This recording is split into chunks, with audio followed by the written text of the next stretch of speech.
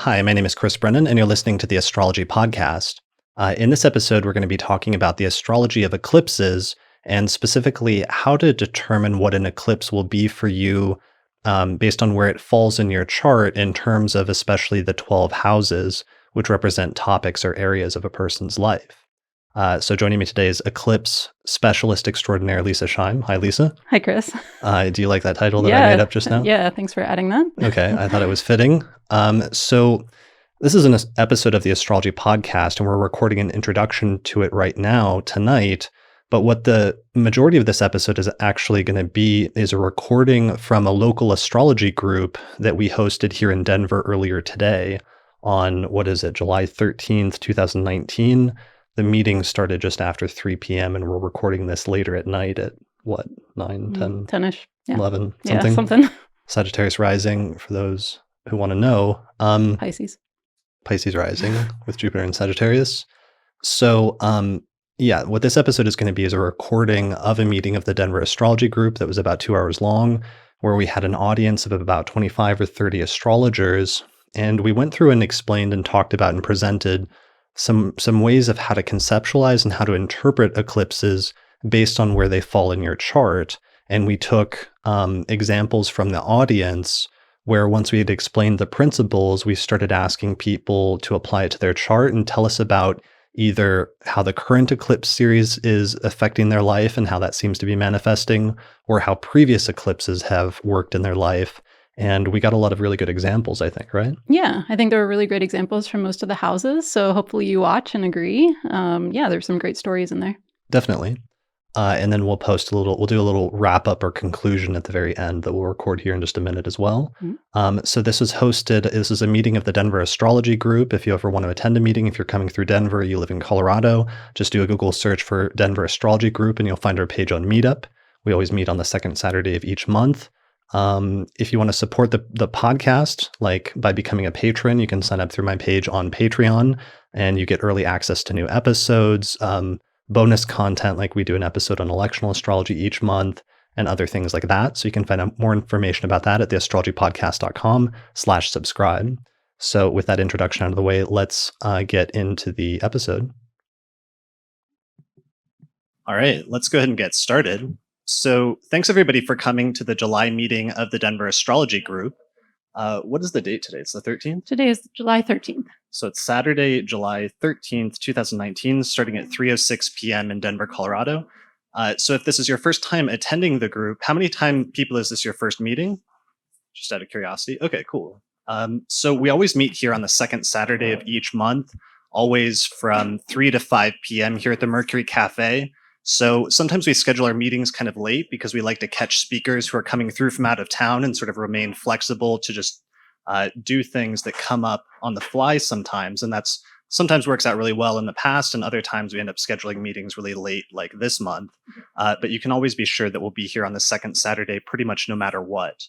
The only exception for the time is that next month we're actually going to be meeting at noon instead of at 3 p.m. just because there's a wedding in here later in the day.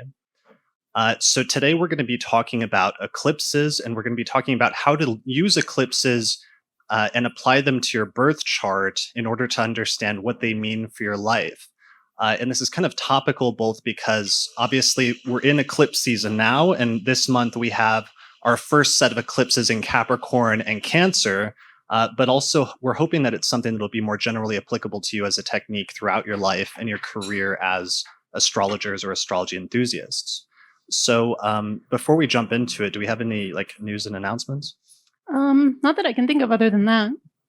Okay. Yeah. So there is going to be a big astrology conference happening here next year, which is the ESAR conference, where the International Society for Astrological Research, which is one of the largest astrological organizations in the world, has actually picked Denver to host their next big international conference. And they're expecting 700 to 800 astrologers to fly in from around the world for a week of astrology lectures and workshops and panels and other presentations.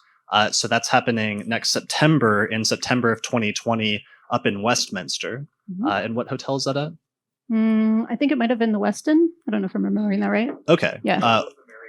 The Marriott. Okay. Well, Okay, whatever it one is, of it's those. a super nice hotel Yeah. that they renovated recently, and it should be pretty cool. So they may have some volunteer positions for local astrologers, where we may be looking for local astrologers to help out in exchange for getting into the conference for free or something like that. So as soon as we have more information about that, we'll put out an announcement, and then if anybody wants to volunteer to help at the conference, they can.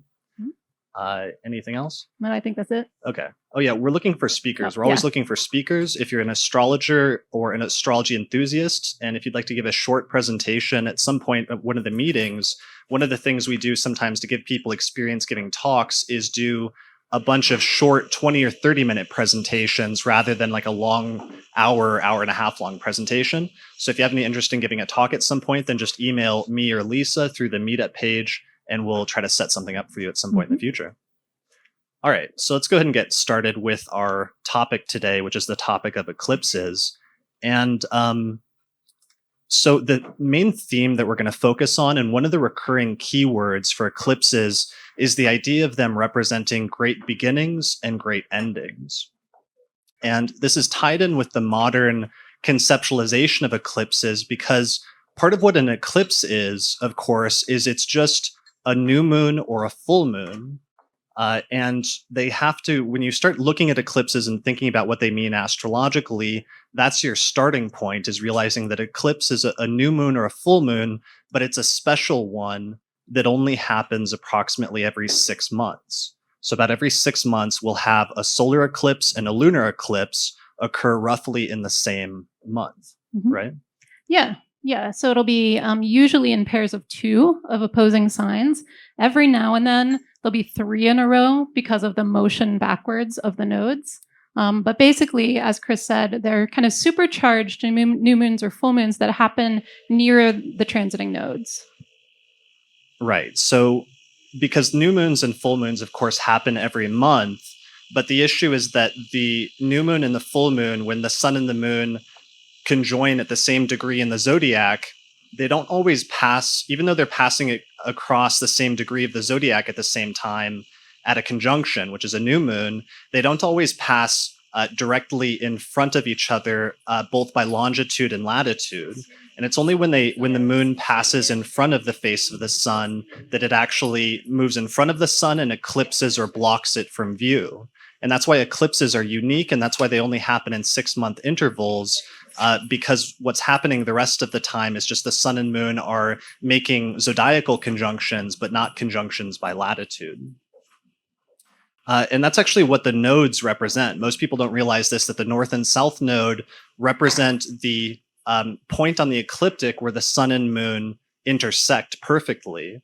And that's the reason why, in order to spot eclipses when you're looking at an ephemeris or you're looking at a chart, you just have to find a new moon or a full moon that falls within about 15 degrees or 20 degrees of the nodes. And if you see a conjunction of the sun and moon happening close to the nodes, you know that an eclipse is going to take place near to that time. Mm-hmm. Yeah. And there's some question about like exactly how many degrees away it has to be in order to count, right? Like within what range Right. as an eclipse? Yeah, so sometimes you'll have a partial eclipse where just part of the moon blocks part of the sun, and other times you'll have a total solar eclipse, which is when the moon entirely blocks, from our visual standpoint, the vision of the sun, and then you get a full total solar eclipse. Mm-hmm. And for astrological purposes, obviously astronomically, we don't always see all of the eclipses depending on where we are on the globe. So, for instance, I think this recent one was visible from South America, right? Yeah, so this is a total solar eclipse that was visible from South America. Mm-hmm. So astronomically, you're not going to see each one, but astrologically, it still matters. Each eclipse is still effective whether you can visibly see it or not from where you are. Right. So what we're going to do today is we're going to talk about eclipses and talk about how to interpret them in your chart. And we're hoping that people can start thinking about and applying this to your own chart and thinking back to your past chronology about previous eclipses. Once we introduce the basic framework of how to interpret them and what they do or what you should be looking for, we're hoping that this is going to spark some ideas for each of you and some realizations in terms of your past chronology. So one of the things that we gave you as a handout is a 2-page sheet which lists all of the eclipses that have occurred in the past, what is it, like 50 years or so.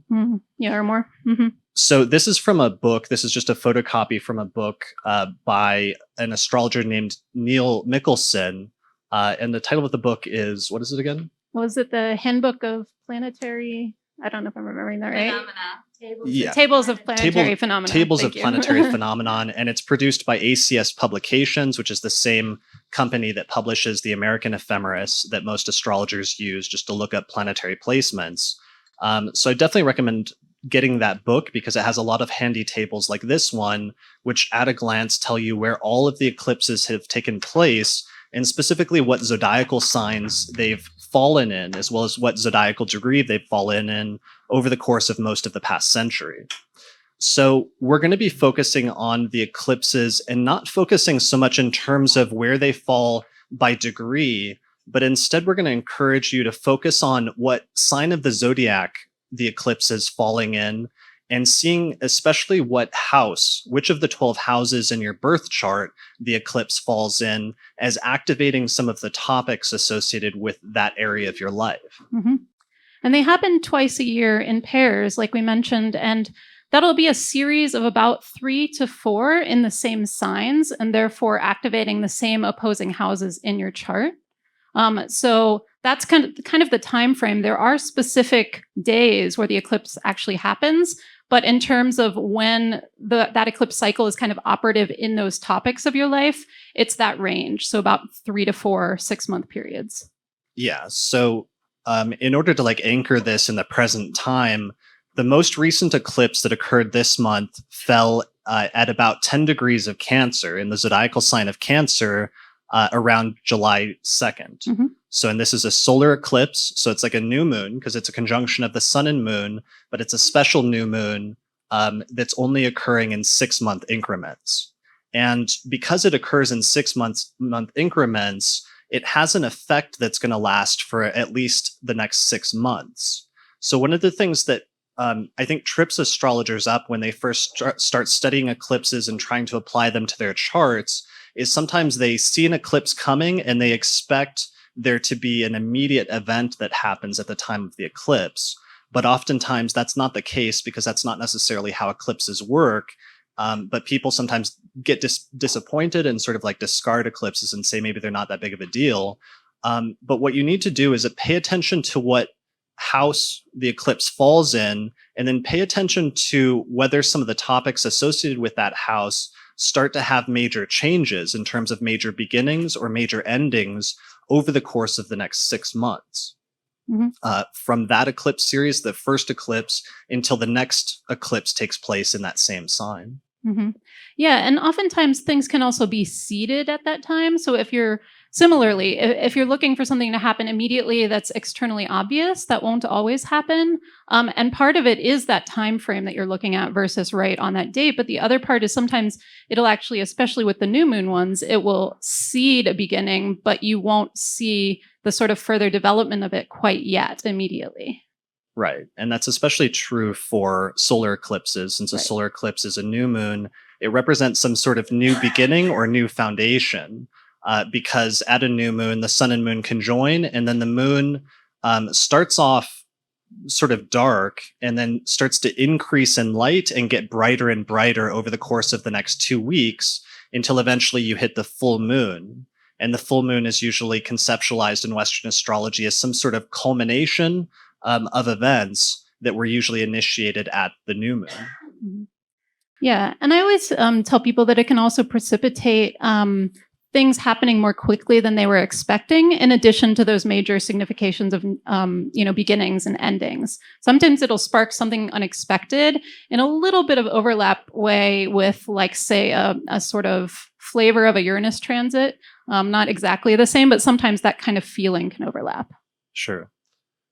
So we had the solar eclipse in Cancer on July 2nd, and then about 2 weeks later after that, we'll have a lunar eclipse that's going to take place in Capricorn around July 16th. Mm-hmm. At 24 Capricorn. Right, at 24 Capricorn. So that's the present set of eclipses that we're going to. And those are the ones that we want to focus on right now in terms of what sort of changes might we anticipate that these eclipses are going to bring or are going to indicate for each of our lives. And so for some of us, this set of eclipses, this particular set of eclipses is going to be more important. And for others, it's going to be less important. So it's not a given that the eclipses are always going to be super important for every person. But part of the difference is where it's falling in your chart and if it's hitting a prominent part of your chart or if it's not necessarily hitting a prominent part of your chart in terms of determining whether it's going to be crucial for you over the course of the next 6 months. Mm-hmm. And when it tends to be crucial, it's usually when it lands in the angular houses in your birth chart. So that's 1st, 4th, 7th, and 10th houses, because those are kind of like the major structural underpinnings of our lives. The 1st house being identity and who we are personally, 4th house being home, where we live, our family, the 7th being partnership, and then the 10th being career. Right. So is there anybody who has the eclipses falling? Is there anybody, for example, that has Cancer rising or Capricorn rising so that the eclipses are falling in your 1st or 7th houses? Anybody? 1, 2, 3, 4? Okay.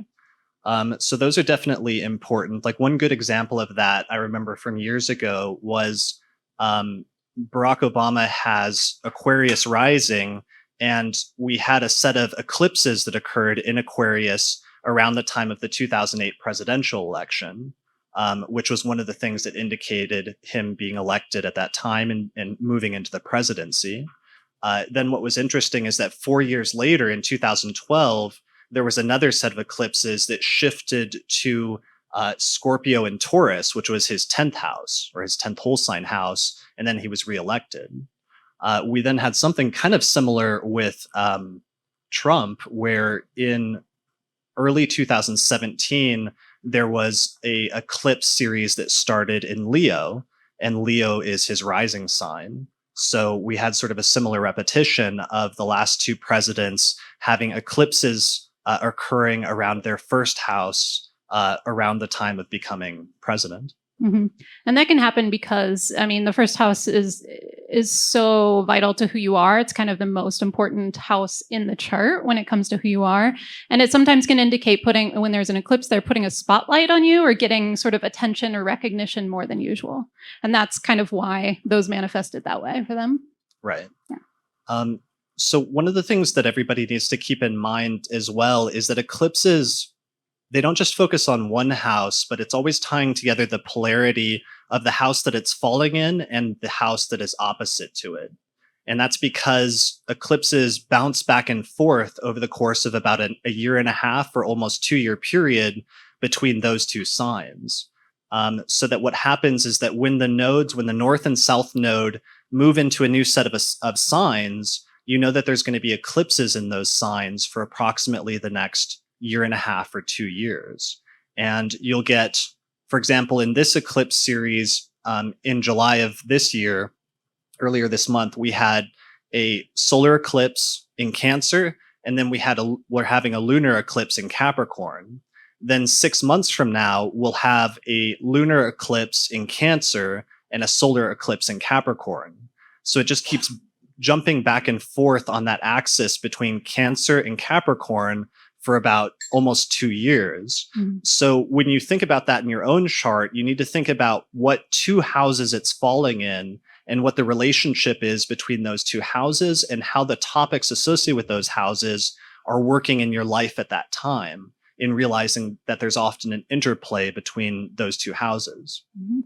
And frequently in this series, so right now, for instance, we're solidly in Cancer and Capricorn eclipses happening in the same month, and the same thing with the next couple in 6 months and then in 12 months. But frequently as they move into the new signs, there's a little bit of wobble as far as them not having 2 exactly opposing signs. So they kind of come on gradually. So for instance, in this series, there was one that people were debating whether or not, right, it was considered a full eclipse in Cancer last July of 2018. Mm-hmm. And then there was the first Capricorn one in January of 2019. Right. Yeah. Yeah. So there may have been some. Do you have a question? So I'm Capricorn rising. Okay. So this next eclipse that impacts that For how long? You said 2 years? Yeah, roughly 2 years. Just because it's going to be jumping back and forth between Cancer and Capricorn, starting over the course of the past year. Since the nodes moved into that sign, they're going to take about a year and a half or almost 2 years to move through that sign. Mhm. And one of the things you can do with this as well, since it happens over about a 19-year cycle, the eclipses happening in the same places in the sky. So for instance, the pair of eclipses happening this month, they're actually at the exact same degrees as July 2000. And so if you happen to be old enough or remember, what you were doing in July 2000, they're actually in the exact same place. And similarly, about halfway through that cycle, so about 9-ish years in, there'll be the eclipses in the same signs, but in the opposing. It'll be the opposition. Right. Yeah. Does anyone have any more questions? I feel like there might be more questions at this stage, and maybe it's good to get some of them out of the way at the start before we start going into examples. No? Okay. And I think one thing that you wanted to mention as well is, there's a lot of really active astrology going on in the sky right now. And so while we'll be focusing on the eclipses today, whatever major things might be happening in your life right now may be pinned to the eclipses, but may also alternately have to do with some of the other things happening. In particular, Capricorn, wherever Capricorn is placed in your chart, is a real hot spot right now and for the next while, simply because Saturn and Pluto are transiting there, and they're going to have the exact conjunction in January. That's also where the eclipses are happening. And so interestingly, I'm sure that people are feeling that already in whatever house that they have, especially if it's in one of your angular houses. But you can particularly look to, say, the next set of eclipses, because they'll actually happen around the same time as that Saturn-Pluto conjunction. So there's more things happening, in other words, than just the eclipses, even though we'll be focusing on that today. Yeah, that was one of when we talked about taking example charts from the audience to focus on how the eclipses are manifesting in people's lives right now. It was one of the things that we suddenly became reticent about, because we realized there's so much astrology going on right now. There's so many changes happening in the sky and in people's lives that sometimes it's hard, because it's not in all likelihood just going to be tied into the eclipses and what's going on with that at the present time. But for example, with Uranus having changed signs for the first time in a decade and moving into Taurus earlier this year, that's coincided with a lot of major changes and shifts in people's lives. More recently, or in the longer term, over this 3-year period, like you said, we have Saturn going through Capricorn. But also right now, recently, we had Mercury stationing retrograde in Leo conjunct Mars. And that in the short term, as at least for some people, has thrown certain things into disarray. So we're going to go through some example charts today, but hopefully we're going to have to try to sort through and be cognizant of that there's kind of a lot going on in the sky, and the eclipses are just one more thing that's being piled on top of that for a lot of people at this time. You had a question? And the difference between this eclipse and the one that happened 19 years ago, right now there's a lot with the Saturn and Pluto thing. 19 years ago, Mars, Moon, and Sun were all at 10 degrees. So it gave it a little bit different flavor. Okay. There was a lot of athletes that were really shining at that time. Those were in Cancer? Mm-hmm. Yeah, 10 degrees. Yeah. Okay. Yeah, so that's one of the things that's also different about each eclipse, is there's going to be different planets in the same sign surrounding the eclipse at different times. And that's something ideally you could take into account, or should take into account to some extent. But for our purposes, let's focus on the eclipses as the primary thing as much as we can, and focus on the idea of the eclipses drawing out the polarities of the two houses that they're falling in your birth chart.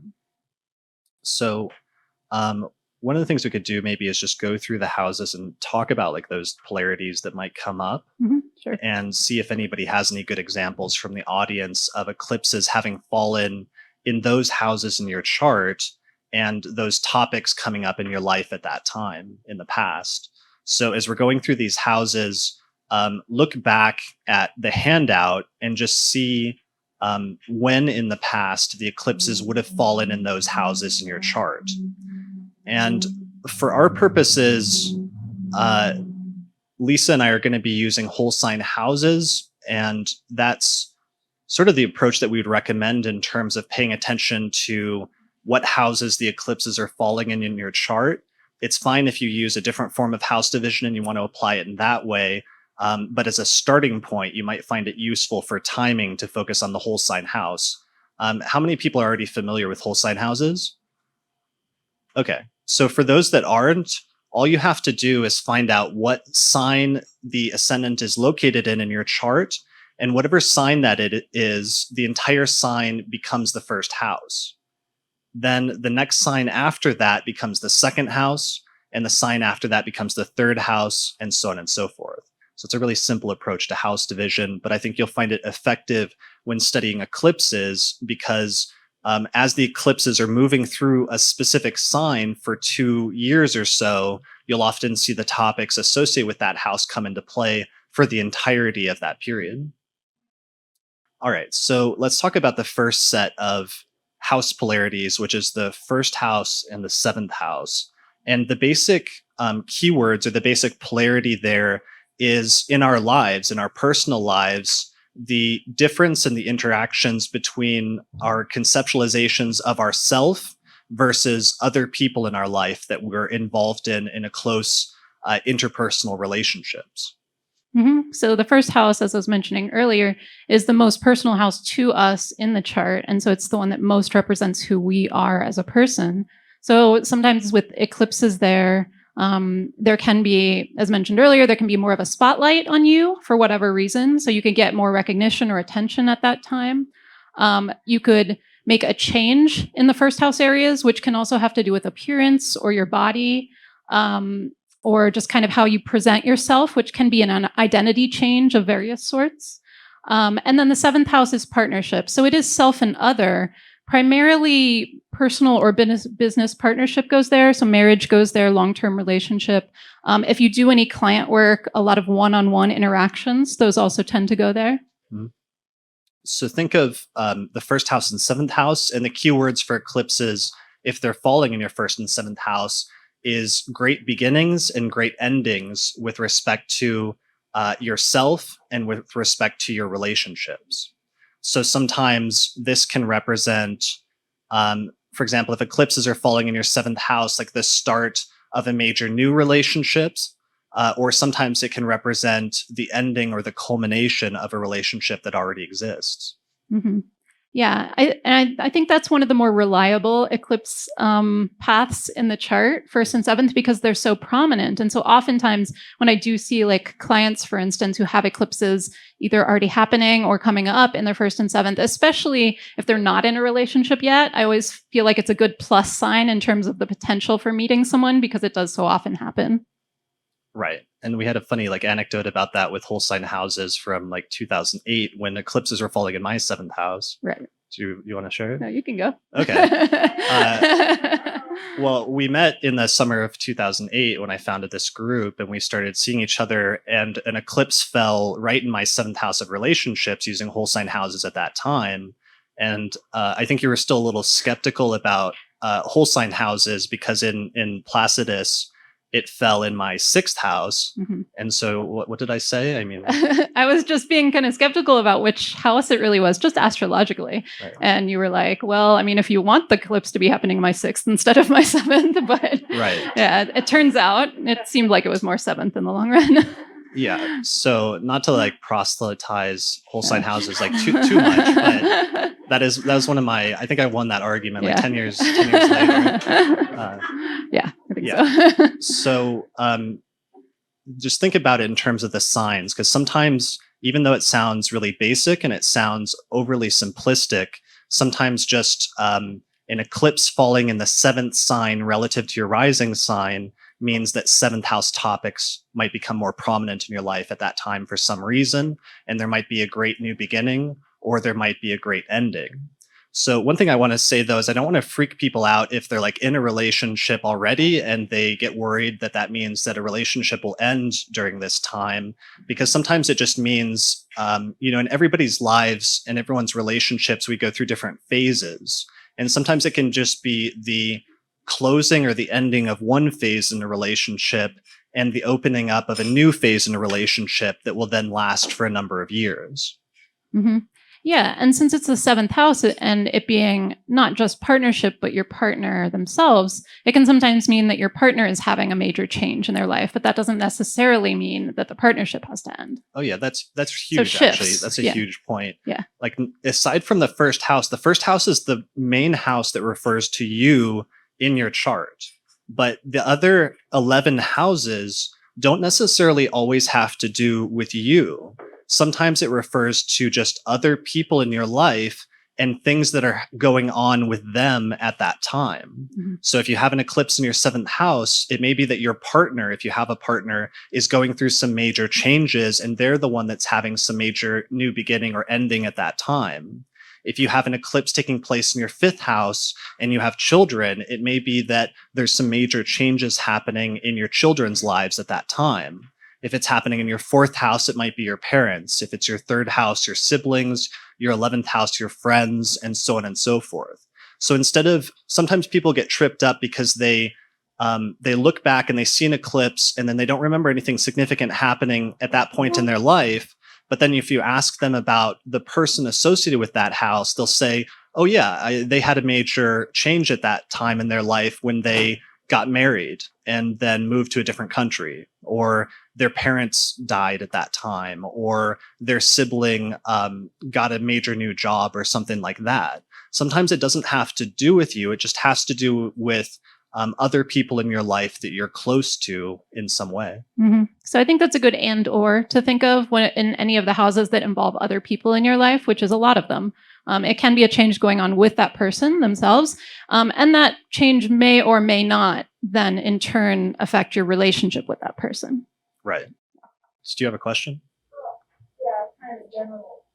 So what if you have a lot of plants like in one house, and then you have a lot, like I have 5 in the 8th house, and then I don't have, is that in the other? I mean, that's just like, is that ever impactful? Like if there's it's not. I mean, it's still going to work the same way for you for the most part. I mean, if you have a stellium in a certain sign, then certainly if eclipses start happening in that sign, we know that those eclipses are probably going to be more important for you than they might be for somebody else. So that could be a way to identify which eclipses could be more important for you. Mm-hmm. But they can still be important either way, even if you have like no natal planets in that sign, because it still represents an area of life. Yeah. And there's other ways that eclipses can be more or less important as well. It's probably too complicated for us to go into for the purpose of this, but for anybody that's familiar with the timing technique known as annual profections, it's a really simple timing technique where you just start with the rising sign, and whatever sign that is, the ruler of that sign is activated for the first year of your life. Then when that first year is up, you move to the next sign downwards in zodiacal order, and the ruler of that sign becomes activated for the next year of your life. And you just keep counting forward one sign per year. So what happens is that in the years in your life when the signs Cancer or Leo are activated by annual profections, that means the sun and moon are activated in that year. And for that reason, those years tend to be much more important for eclipses than other years in our lives. So if you use the annual profections timing technique, and you identify if you're in a Cancer or a Leo profection year, that's usually going to tell you that that's going to be an important year for eclipses in your life. Whereas other years, eclipses might come and go and not necessarily be as crucial as they could be. Right. So those are two major things to pay attention to as to whether the eclipses will be more important for you at a certain time, whether they're activated in that way, or whether they're falling in your angular houses. Right. Some people focus on like whether an eclipse falls very closely conjunct a natal planet, and I don't know that that's always necessarily like a crucial deciding factor in terms of whether an eclipse is going to be important necessarily. Yeah, I want it to be more reliable than I feel like I've observed it so far to be. Right. Yeah.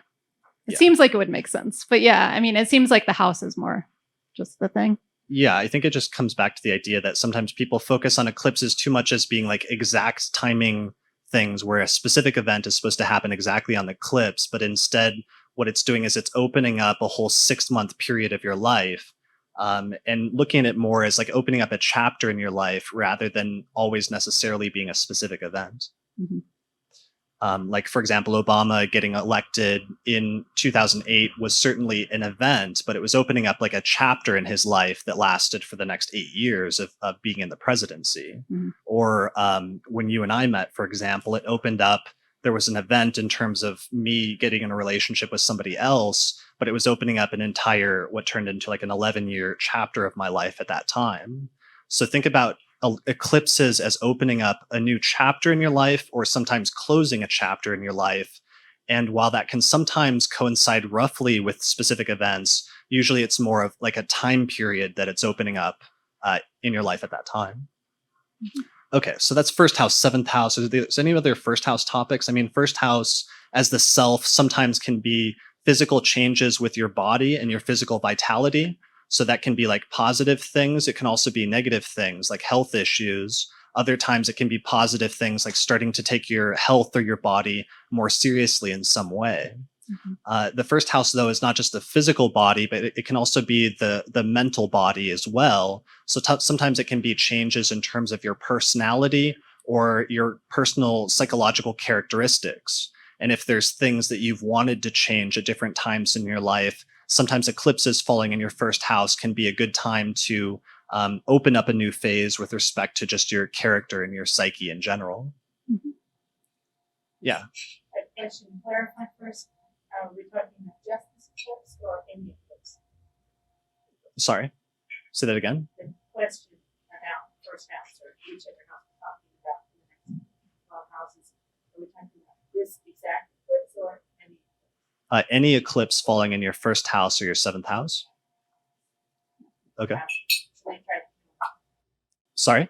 Somebody tried to kill me when there was an eclipse in my first house. Okay. Do you feel like sharing that story, like both sort of somewhat concisely, but also in more detail? Do you want to share it? Yeah, it was.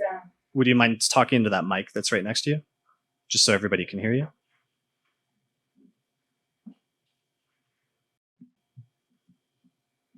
It was a guy that I was engaged to and cohabiting with, and we had not had any fights up to that point.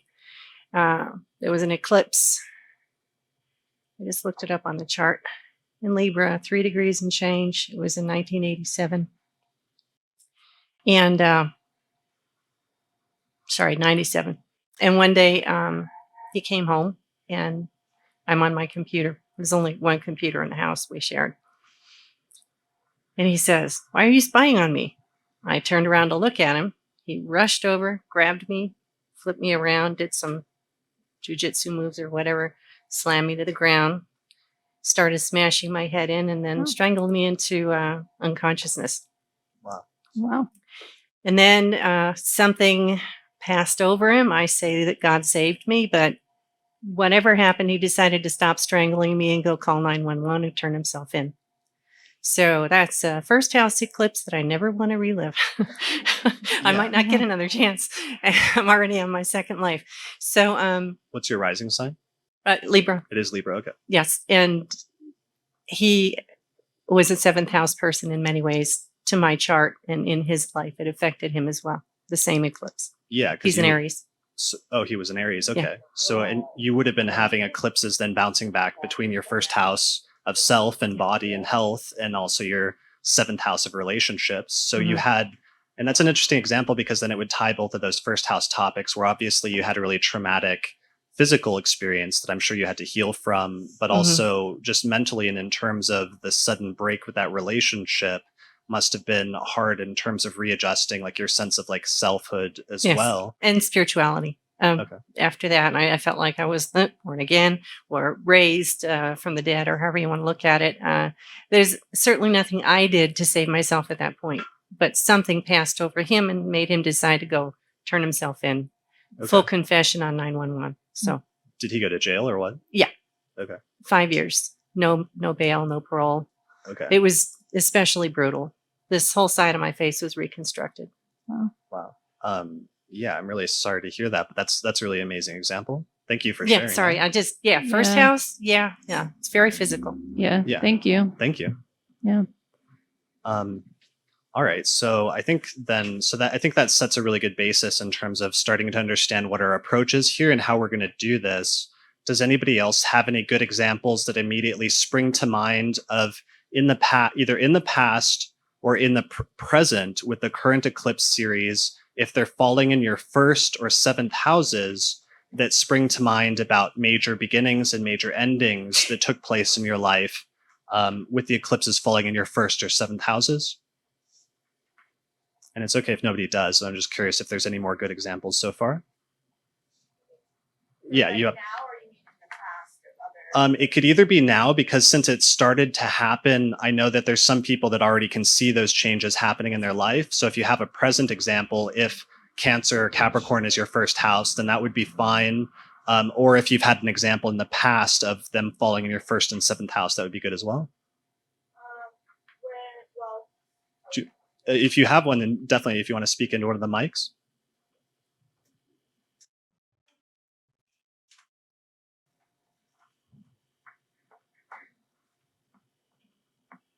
So right now I also have I've a 10th house Cancer, but separately for the past on the 7th house, right after the eclipse in 2017 in Pisces, I went on a medical leave to go into a mental institution from my job. So, and what's your rising sign? Rising sign's Virgo. Okay. And so around those other eclipses were like when I was starting that job, I think, in the past. And then right after the eclipse in Pisces was when I took my leave. Okay. So Pisces and Virgo is your first house and seventh house. You're having eclipses at that time. And then so you started going through some like really serious emotional and like mental existential crisis, essentially. Yeah. Cause I was like crushing it at my job, getting all of this external validation, but just felt totally empty inside and was like only focused on work, not seeing friends, not seeing family, not taking care of my health, like mentally, spiritually, just like completely bankrupt and not really sleeping. And then just one day like cracked and my neighbor took me to the hospital. Okay. So yeah, so that's tying in both of those things in terms of like physical exhaustion and like pushing yourself too far, but also like mentally eventually pushing yourself so that there was a major crisis at that point. Yeah. And that's actually sometimes a good keyword is like a crisis that occurs in terms of things reaching like going as far as they can go or pushing something as far as it can go. And then there being like a turning point where something has to give or something has to change. Right. Yeah. And you said that was in February of 2017? It was right after, like within a few days after. Okay. Yeah. Because I also noticed, I mean, that makes sense in terms of tying in your first house. But that also was one of those times where the signs were crossing. And so that was actually the last eclipse in Pisces. And it was starting off the same month, the eclipses in Leo and Aquarius. And so those would have been yours 6th and 12th, right? Am I thinking of that right? Yeah. Well, I guess it depends on your house calculation. Sure. Yeah. Yeah. I was just thinking because you did mention those keywords of like job and then also institutions. And those are very like 6th and 12th. And so you kind of had the sort of trifecta of like first house, 6th house, 12th house going on around that time. Yeah. So what was the resolution or what ended up happening with it? I took a long leave from work and then ended up ultimately leaving my job. Well, I got fired eventually because I just couldn't it's like going back to a bad relationship where it's just too much damage is done, you know? And then ended up moving here. I was in LA. So like just completely rebuilt my life and like found Kundalini yoga, just totally changed my entire life. So it ended up being a positive thing, but it like was in a very painful way. Sure. So you ended up finding like other both physical and sort of mental or spiritual practices that helped you to like pull things back together and then start a new phase in your life. Exactly. Yeah. Okay. Brilliant. That's a great example then. Again, it seems like there's two recurring themes here of just like a crisis or something that precipitates like a major change, but then kind of doing the work or doing what you can to get through it and then eventually coming out the other side, oftentimes improved or having made progress from where you started. Definitely. Definitely. Yeah. Awesome. Thank you. Thank you. Thank you That was a for great sharing. example. Yeah. All We right. move on to second, eighth. Sure. Okay. So, second house, eighth house. So, if eclipses start falling in your second house, then of course they're going to be bouncing back and forth with your eighth house at the same time. The two basic keywords for second house and eighth house is your money or your possessions, like that which you value or that which belongs to you, which is the second house, or the eighth house, which is that which belongs to other people or the money or financial resources of other people. Mm-hmm. Yeah. So eclipses in your second house often have to do with changes in how you make a living or the amount of money that you make. It can be raises, it can be new jobs because of the source of income. The eighth house can either, if you have a partner, again, similar to the seventh house, it can be your partner's money changing. So them having a change in either how they make their income or like an up or a down in terms of the amount that they bring in, particularly if it affects your own life, like if you share any sort of expenses or live together. It can also be sort of more abstract collective resources having to do with financial things going out rather than in. So like debts, taxes, loans, mortgages, those all go in the eighth house. Yeah, scholarships occasionally too, because it's the money of other people. So it's basically, they're both financial houses, but they're just distinguished by whether it's purely your own money or somehow linked to other people's money. Right. And then another major eighth house topic is mortality and issues related to mortality. Mm-hmm. And sometimes that can tie back into the financial topic in that it has to do with inheritance. So sometimes having a major eclipses in your eighth house can have to do with both the issues of having some sort of mortality issue come up in your life or having some sort of death, but also oftentimes you'll see issues pertaining to like the money or the finances of those who have passed away and what to do with them after that point coming into play at that time. And that's often how the eighth house then gets tied in with the second house in that it's affecting both at the same time. Mm-hmm. Any other major keywords or topics for second house, eighth house? I think those are the main ones, really. Okay. Yeah. So does anybody have any good examples or can anybody think of any examples in your life so far in the past or even in the present if Cancer and Capricorn are your second house or your eighth house, where that's either coming into play or starting to come into play at the present time or came into play at some time in the past when it was falling in your second or eighth houses? You had one? Oh, you have one? It's not Cancer, well, Cancer, but it's not Capricorn. It's actually not. Okay.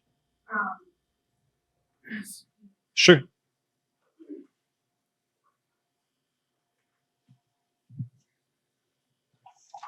So in January, February last year, 2018, I had a death of a woman that I considered like a second mother to me.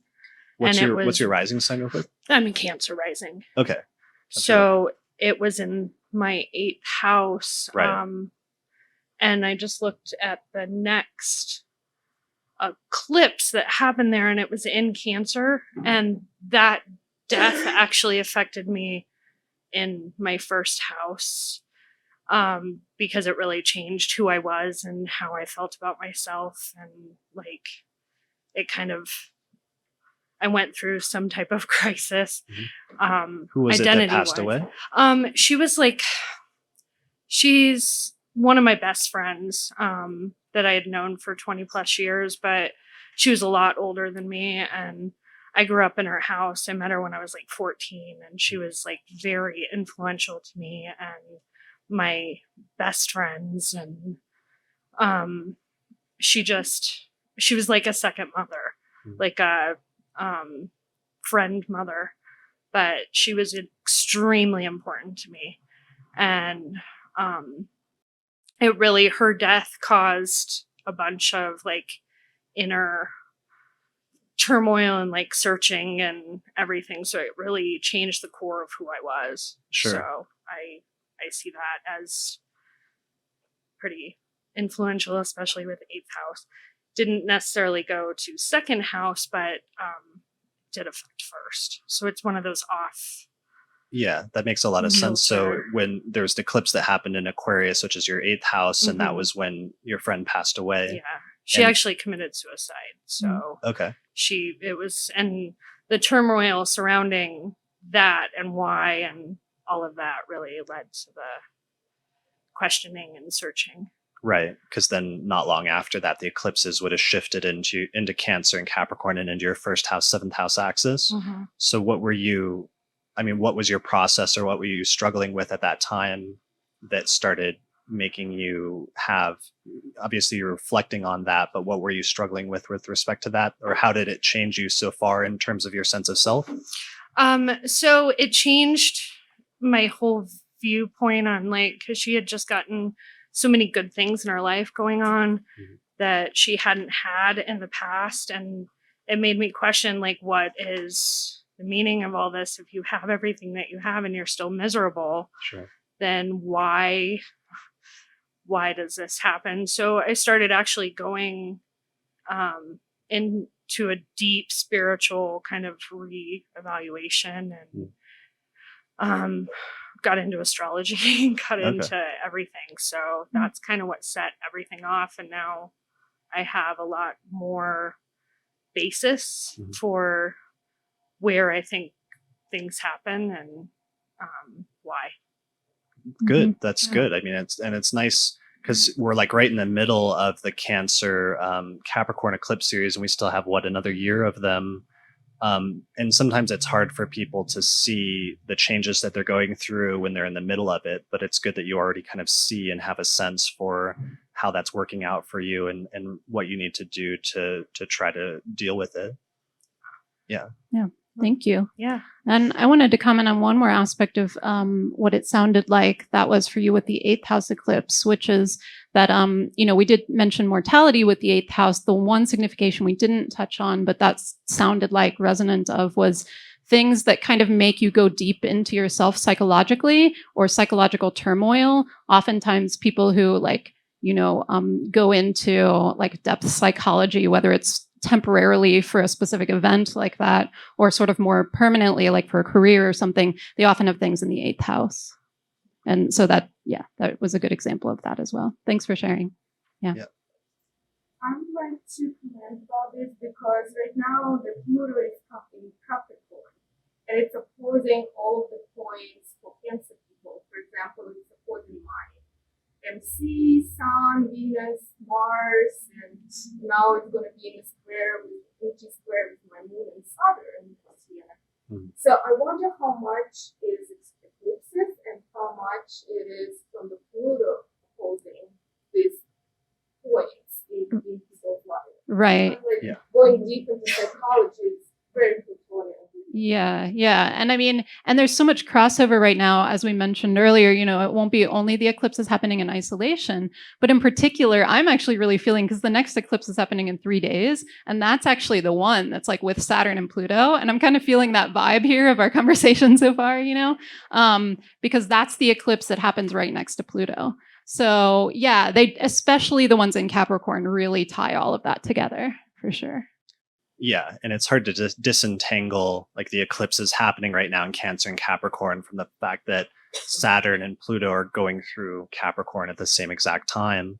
And in some ways, we're almost kind of, by isolating just the eclipses, we're oversimplifying it and doing it injustice, but it's still useful as an access point to try to start seeing some of the similarities for different people in different houses when eclipses start falling in those two houses. Yeah, but that does add to it, having Saturn going through there and Pluto going through there at the same time. There also, and conjuncts Pluto. Right. And it's just expands everything. Yeah, there's a lot. That's in all my client sessions for the past while, I've been really like highlighting the Capricorn house, just because there's so much going on there. Yeah. And I meant to say to the last person, since some of this stuff is happening also in your 7th house, that to whatever extent you can, sometimes reaching out to other people or trying to establish new relationships with other people, while that might be one of the most difficult things at this time, it might be part of the thing that could be useful or constructive in order to balance out some of the 1st house things that you're going through. So sometimes that means like just establishing new one-on-one relationships in your life. Other times it can mean like talking to somebody, or sometimes even somebody playing the role of like a counselor in your life that you can go to and to process some of those things. Can be a good seventh house manifestation. Mm-hmm. Yeah. All right. Does anybody else have any good second house? You've got one? Okay. This is actually quite synchronistic. I was a college professor for 20 years, and I left that career. So second house is changing careers and income, right? Well, that's where I am. And it actually happened in May is when I left, but July here is when it's coming to a head, right? And I have to kind of move on to something else. What's your rising sign again? Sagittarius. Okay, so you have Sagittarius rising. So Capricorn's your second house, and Cancer is your eighth house. Mm-hmm. And so you worked as a university professor for 20 years? Mm-hmm. Okay. And then what precipitated like changing jobs or quitting at this time? Pursuing astrology. Okay. So you're amongst other things, Reiki, tarot, that kind of thing. So you're quitting basically what was your day job for 20 years, and the thing that you made your income from to support your life and make your basic daily necessities, in order to go out on a completely different like venture for exactly. financial and material support. Exactly. Okay. Yeah. And I'm sure that's kind of a little bit scary or like yeah. uncertain. Right Yeah. on, yes. Yeah. Okay. But it's something that you've been wanting to do or like thinking of doing for a while? Oh, I've been wanting to leave that career for quite some time, several years at least, but didn't know what else to do, so to speak. Okay. But my fiance and I started up a business together in this kind of thing. And so it gave it, but it's coming to a point where that's kind of shifting, which was a question I had as well, actually, with this and looking at the natal charts for ourselves, but we could also do this for businesses, for relationships that have a start date, correct? More or less. Yeah, for sure. Cool. Could you said something really briefly, but that's actually super crucial because it ties into your eighth house. You said you started a business with your partner. Mm-hmm. Okay, Yeah. so it's not just you going out on yourself, but there's an interplay between That's your right. finances and your partner's finances. Exactly. Actually, that's a good point. So the eighth house, you said, was other people's resources, right? Yeah. Mhm. She put in her notice for a job that she's had for 11 years. She put that in a few weeks ago. It was between the two eclipses. I know that, Mm. last Sunday, I think. And Okay. so we're both pulling up and moving to Fort Collins in October. And neither of us have jobs or a place to live up there. So Wow. we're getting there. Yeah, that's great. So that shows both of those income changes Mhm. for both of you in your Definitely. second and then in your eighth. Yeah. And so this is, I just changed the chart to your rising sign, which you said is Sagittarius, right? Yes, that's correct. Yeah. So this, everybody just shows you like the houses that the eclipses are falling in his chart, which is like the second whole sign house, which is Capricorn, and the eighth whole sign house, which is Cancer. And that's really amazing because it's not just a change in terms of your finances, but of course, when we're talking about the eighth house being other people's money or the partner's finances, it's because the eighth house is the second house relative to the seventh house. Mhm. So if the seventh house is the partner, the eighth house is the partner's second house of finances. So, and this I is just see. a brilliant example of both your finances changing with the second house, but also your partner's finances changing and being involved in that with the Yeah. eighth house. Yeah. Thanks. Yeah. Thank you. Thank you. That's That amazing. was a great example. Yeah. Yeah. Okay. Well, I don't think we're going to top that. So I almost want to like just move That's a good on. one. Yeah. Because those are both really good examples. Yeah. Okay. Yeah, let's move on. Yep. So the next set of houses or the next polarity is the third house and the ninth house. What are some of our keywords for third house and ninth house? So third house and ninth house have a lot of overlap and significations. One of them is travel, although short distance travel tends to be the third house or more routine travel, and the ninth house tends to be longer distance travel or sort of more personally meaningful long distance travel can be the ninth house. But both of them can be travel houses. Also, teaching and learning and studying both go in the third and the ninth. There's quite a bit of overlap between those two. When you talk about actual schooling, the third house tends to get signified by elementary schools, younger children, versus the ninth house being more like higher education, universities. But the general topic of learning and studying and teaching can be third and ninth. The third is also siblings. And so eclipses in the third can be changes with your siblings, not necessarily only your relationship with your siblings. What other things am I missing? Didn't we had a great example earlier this year where somebody had like Uranus or something going through their third house, and they decided to quit their job and like travel the country with their sibling. Yeah, I think so. Yeah, Yeah. that was Yeah. a really great example. Because it brought in both the third house travel themes, because I think they were like driving around everywhere and living in their car, but it was also like something they were doing with their sibling. Yeah, for sure. Cars, I think cars often go in the third house. Yeah, Yeah. definitely. Ninth house, also religion, philosophy, astrology goes there, even sometimes political views, anything that are like big picture, how we make meaning of our lives or the world around us goes in the ninth house. Yeah. One of the main keywords in the polarity that I often use for the third and the ninth is that which you know or that which you've learned versus how you communicate what you know and how you bring it out into the world. So that's part of the basic dynamic and the fundamental polarity that crosses back and forth and bounces back and forth, and that there's pieces of in each of those houses. So the third house especially has to do with communication and how you communicate and how you write or speak. And the ninth house especially is tied in with education and learning and just the process of learning. So those are major topics and themes that can come up at that time. There's some interplay between the two of them because, like, for example, the ninth house sometimes represents publishing, and the third house sometimes can represent education, especially lower education, like when you're in elementary school or things like that, versus the ninth house can sometimes represent college and higher education. Finally, really concrete manifestations, as you always said, third house is like short distance travel or travel within your city, versus the ninth house as being foreign travel to different countries or just taking really long journeys.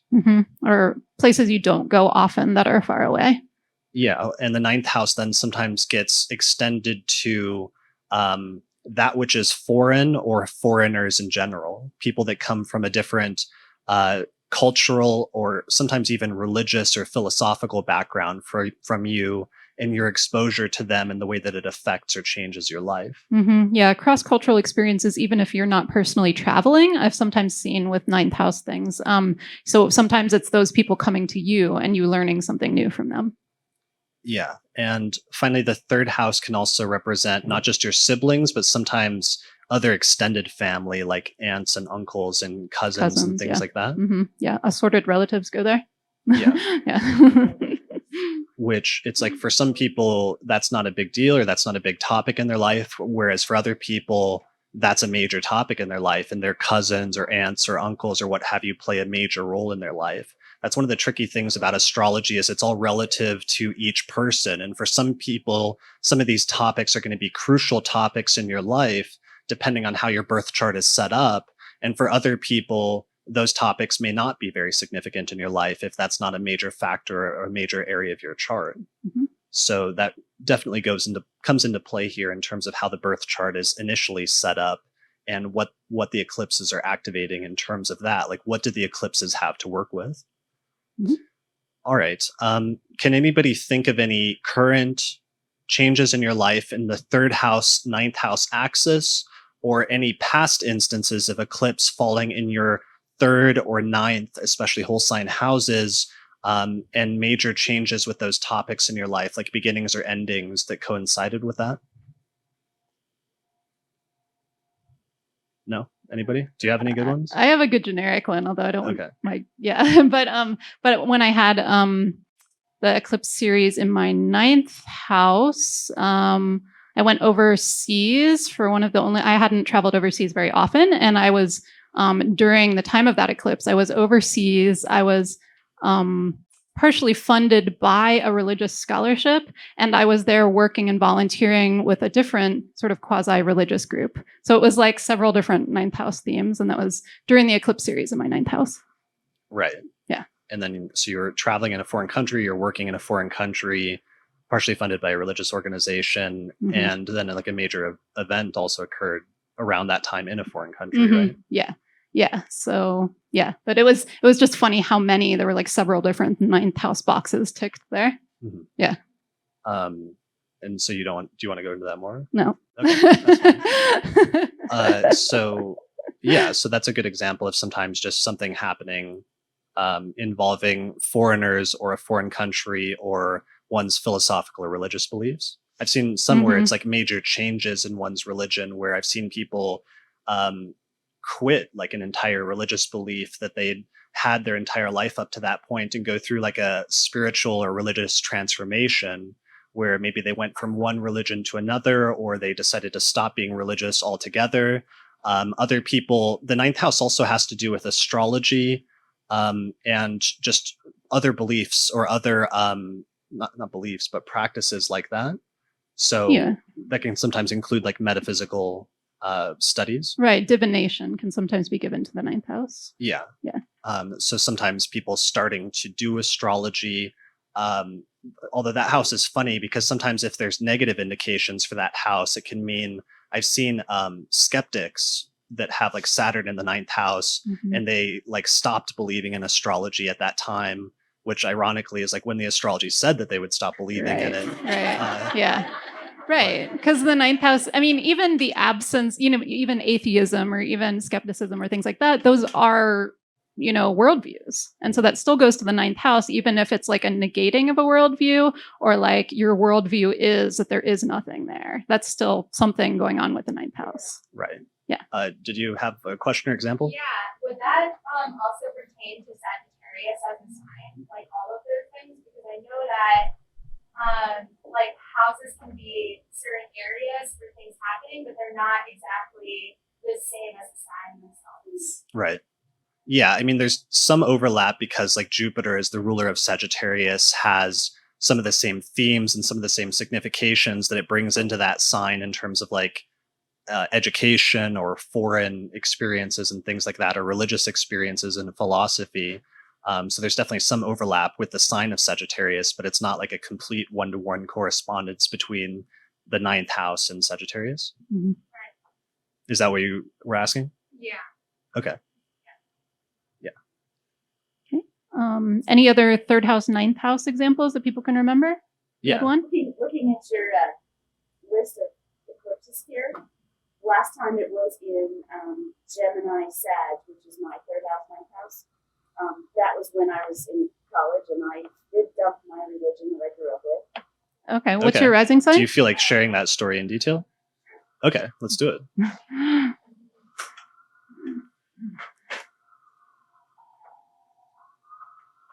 All right, so let me set it up. So what when you grew up, what religion, or do you feel like saying going No, into that's specifics? Okay, Yeah, so what I grew religion up did very you- conservative Christian, Okay, and my family still is very conservative Christian. And when I went to college, religion just kind of didn't make sense to me. I tried to go to church. I tried to find what I was supposed to find in Christianity, and it never clicked.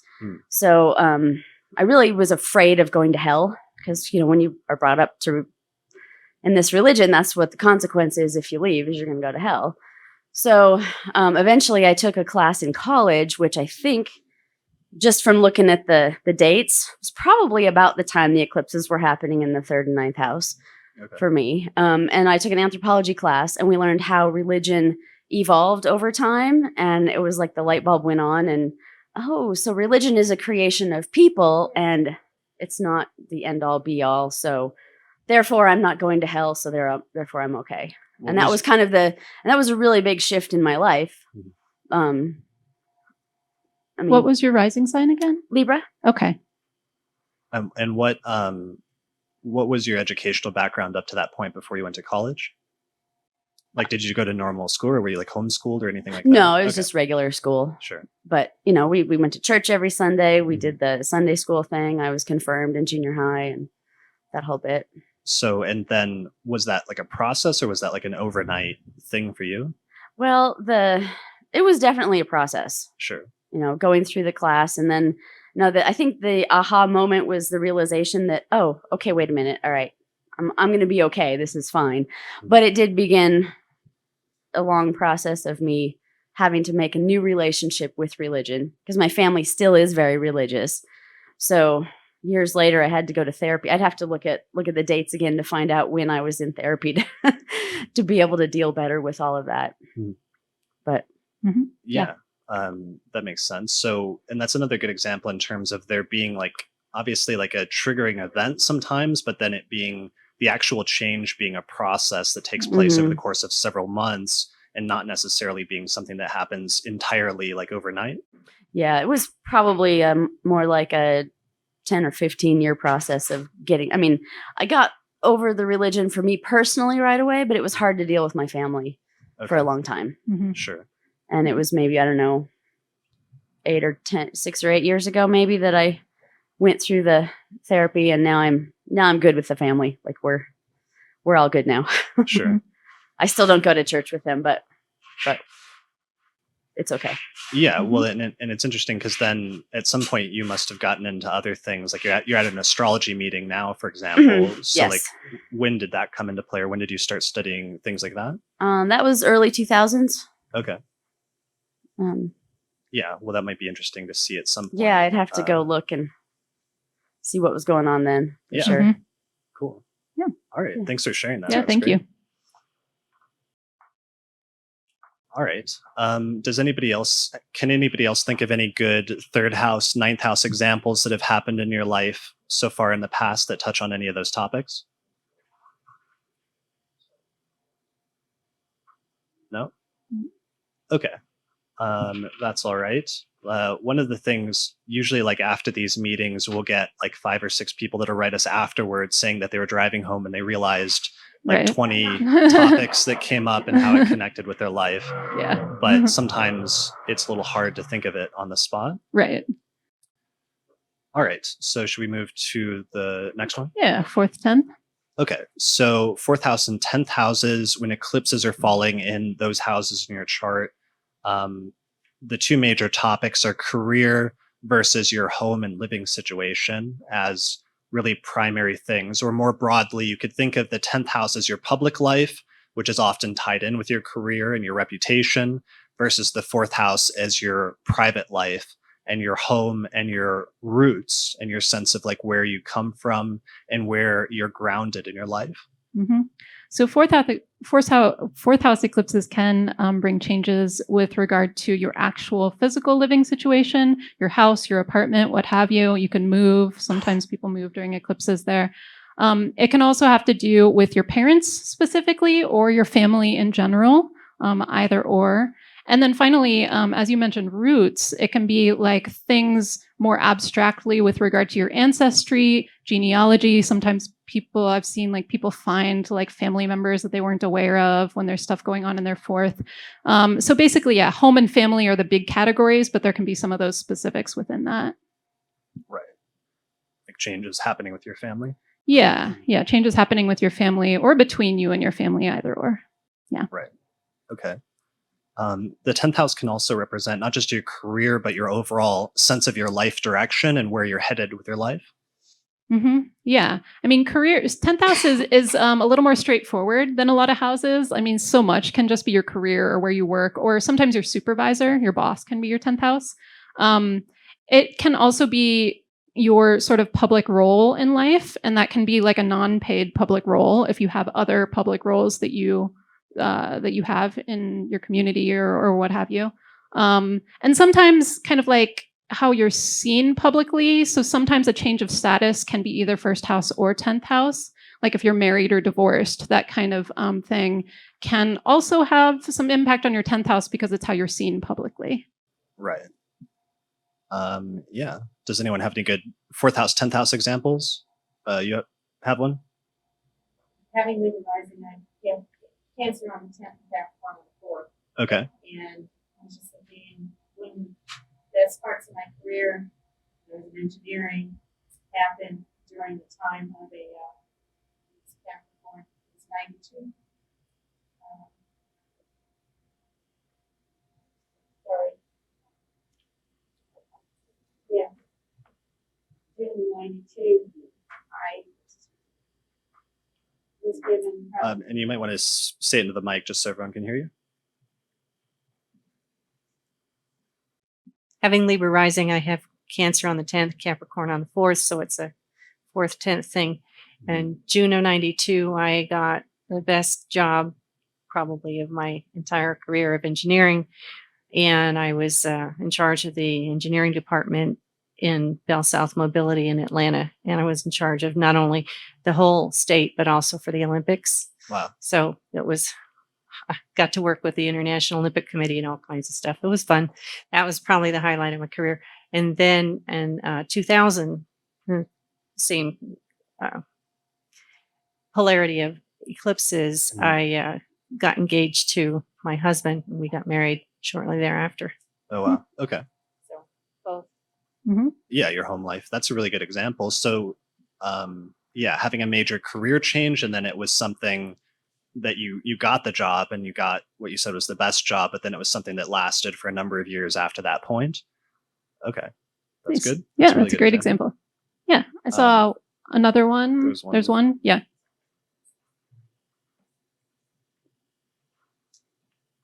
I'm also a Libra rising.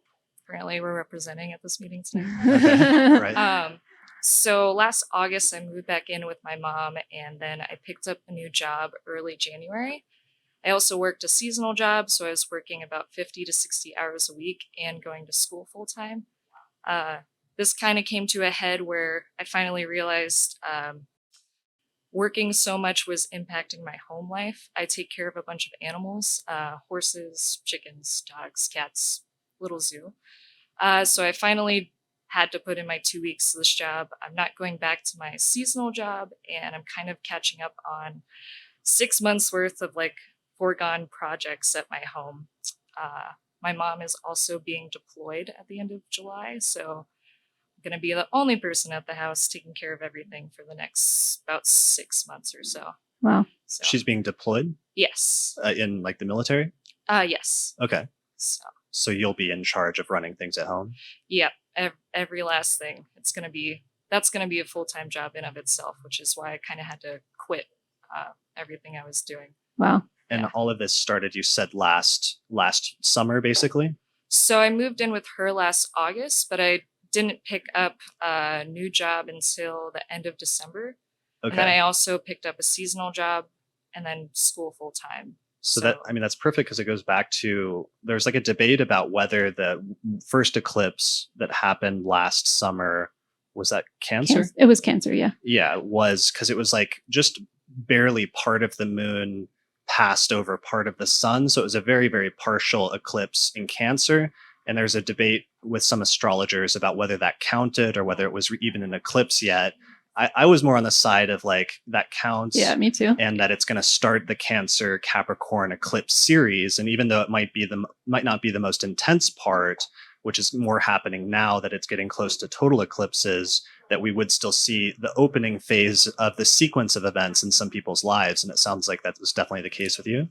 Oh yeah. I'm also a Cancer sun, opposite Uranus and Neptune conjunction in the 4th. And going back to kind of like the death theme we kind of have tonight, a lot of my animals have gotten sick really suddenly, and I haven't been able to spend as much time with them, which has kind of also impacted everything. But yeah. Yeah, I mean, that really also ties in that idea of sometimes that we were talking about earlier, through the examples of like pushing things really far, almost like sometimes a full moon or a lunar eclipse, which is just a supercharged full moon. It's when the moon gets its brightest, but it's also like as far away from the sun as it can get. And it's almost like pulling a rubber band as far as it can go, where you can't go any further. And then you reach that crisis or that turning point where something has to give or something has to change. So it sounds like you've run into that similar theme of like pushing things really far and then there being a crisis or a turning point where you then have to like reorient or recalibrate things. Oh yeah, absolutely. Definitely. Yeah. All right. That's a great example. Thank you. Thank you for sharing that. Yeah. And that's so great also just to show how they bounce back and forth and how, the opposing houses can affect each other, especially during the eclipses. Right. Yeah. Yeah. And tying in those polarities. Mm-hmm.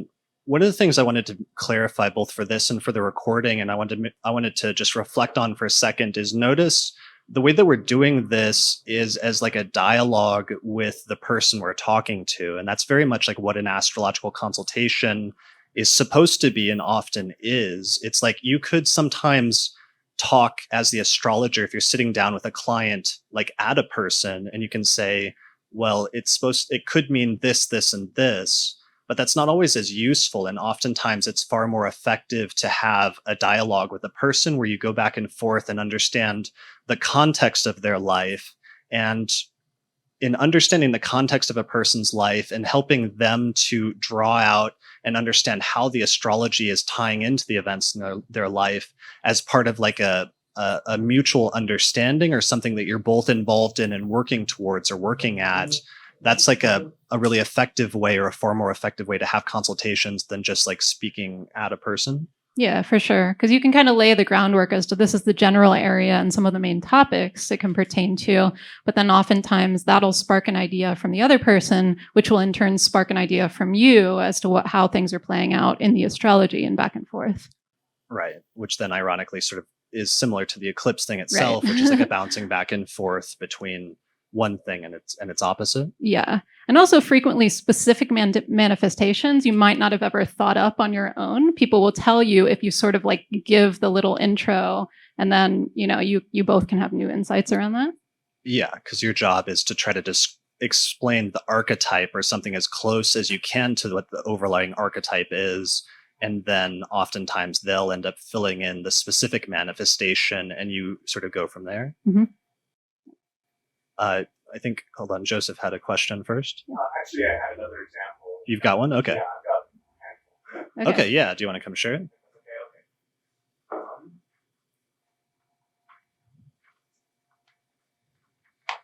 Come to this one because it's a little taller. Sure. So I'm also Libra rising. All the Libra risings, come on up. So 2009 was the first set of Capricorn and Cancer eclipses that summer. And, that year I was doing a lot of music and like doing a lot of performing. And I ended up starting to go to college for graphic design. And that following year, 2010, we had the second set of eclipses, which kind of triggered me looking for new jobs in the career I was taking, or the field I was studying, graphic design, programming, that kind of thing. And 2010 is when I finally got a good job interview and started. I basically got hired for graphic design as basically while I was still in school, and so I ended up dropping out of school for the career because it was a full-time thing. And that started, in 2011, I started work January 7th, and the Capricorn eclipse happened there January 4th. And that kind of started a series of things where I wasn't, staying home a lot. I was kind of trying to find my independence. And it was the most money I ever made. It was a great opportunity. And I really loved the job. And then we go on to like, where were we at here?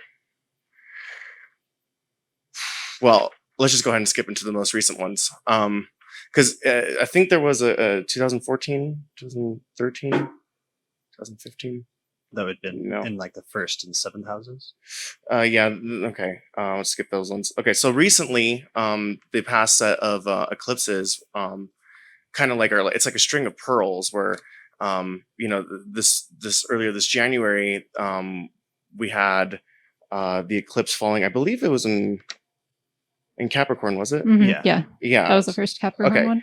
Yeah. So a few days after that eclipse, my father ended up getting pretty ill. He has leukemia, and it was kind of like a surprise to us. And right around that time, I also got a raise with my job. I get to work from home as a graphic designer too, so I don't know if that adds that theme. But now that these eclipses are coming again, I find myself getting another raise. I'm doing other types of jobs, like working with different groups and that kind of thing. And some things concluding with the home and family, like I'm getting more support from my family, that kind of thing. But I'm also wanting to like change my career right now. I want to get back into music like I was doing 10 years ago. And, I'm kind of just starting to strive for things like that, where I'm actually going to be auditioning for, America's Got Talent later this December. I want to do music again, really seriously. I started writing again. And, so there's a lot going on with the home and family with, my father, work, and where I really want to be and like where I want to take my life direction and where, I want to be seen or noticed, that kind of thing. Yeah, that sounds like those keywords of like major beginnings and major endings are really taking place in both of those areas of your life in the 4th house and the 10th house. Yes. Yeah, absolutely. So a lot of career changes and a lot of mainly ups with careers, and then like obviously like with the father being Saturnian, Capricorn energy, and that stellium of Saturn Pluto, and then soon Jupiter in that house, which is really interesting because I have a Cancer midheaven, and this upcoming eclipse is falling on my IC, so I'm expecting some things going on with the home and family, and maybe stuff going on with my landlord. Not entirely certain. Okay. Mm. Yeah, that's a really great example. Thank you for sharing Yeah, that. thank you. That was like a whole list of things that are 4th and 10th. Yeah. Yeah. Great. All right. I think that's good for the 4th and the 10th house. Yeah. Okay. So let's move on to the 5th and the 11th. Do the last 2 sets of polarities before we run out of time. So 5th house, 11th house, 2 of the major, like external in terms of people in your life, topics that always come up with those 2 houses. Is the 5th house relating to children or the general topic of children in general, whether your own or just like younger people, younger children in your life in general, if there are any? And the 11th house pertaining to friends, groups, and alliances. Yeah, and some more. So 5th is very focused on children. If you're, as you said, either children around you, your own children, trying to have children, so pregnancy, conception, all of those things go in the 5th house. Sexuality goes there for sort of similar tied in reasons. Also things that you just do for fun. So 5th house is recreation. It's also creative expression. So often when people are creating artistic things, whether that's painting or music or whatever, there'll be something going on with the 5th house. I think those are the main areas of the 5th house. Did I miss any? I'm trying to think. No, I mean, that's Yeah, primarily it. I think it's mainly those. So this, especially for the current eclipse series, which I should have been saying all the entire time, but we were sort of doing incidentally, but this will be especially like Virgo risings,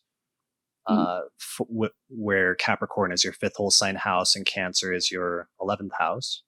And then Pisces risings as well, where it's the reverse. Yeah. And so then 11th house topics, friends, groups, associations. So whether that's personal friends that are sort of informal friends to you, it can also be sort of more formalized networks of people or your social sphere. So that can be professional organizations, any sort of groups of any sort that you belong to, whether recreational or professional. Sometimes I see the internet go in the 11th house because it's a sort of a broad abstract network of people or a social sphere, especially social media, I guess I would say, because that's networks of people you know. Other things I'm missing. 11th house. Something, your groups, sometimes we've seen astrologers and things like an astrology group or getting involved in a local astrology group can be an example of like an 11th house thing. Or we've had some younger friends that have like 11th house stuff being activated in their chart and going to their first astrology conference. Yeah. Right. Because that can represent either, long-time ongoing groups or ongoing friendships, or it can be just more of a one-off or a, like you go to this big group gathering for a certain period of time. Yeah. All right. Can anybody think of any current or past examples of having eclipses in your 5th or 11th houses and how that's worked out in your life so far? No examples? You have one?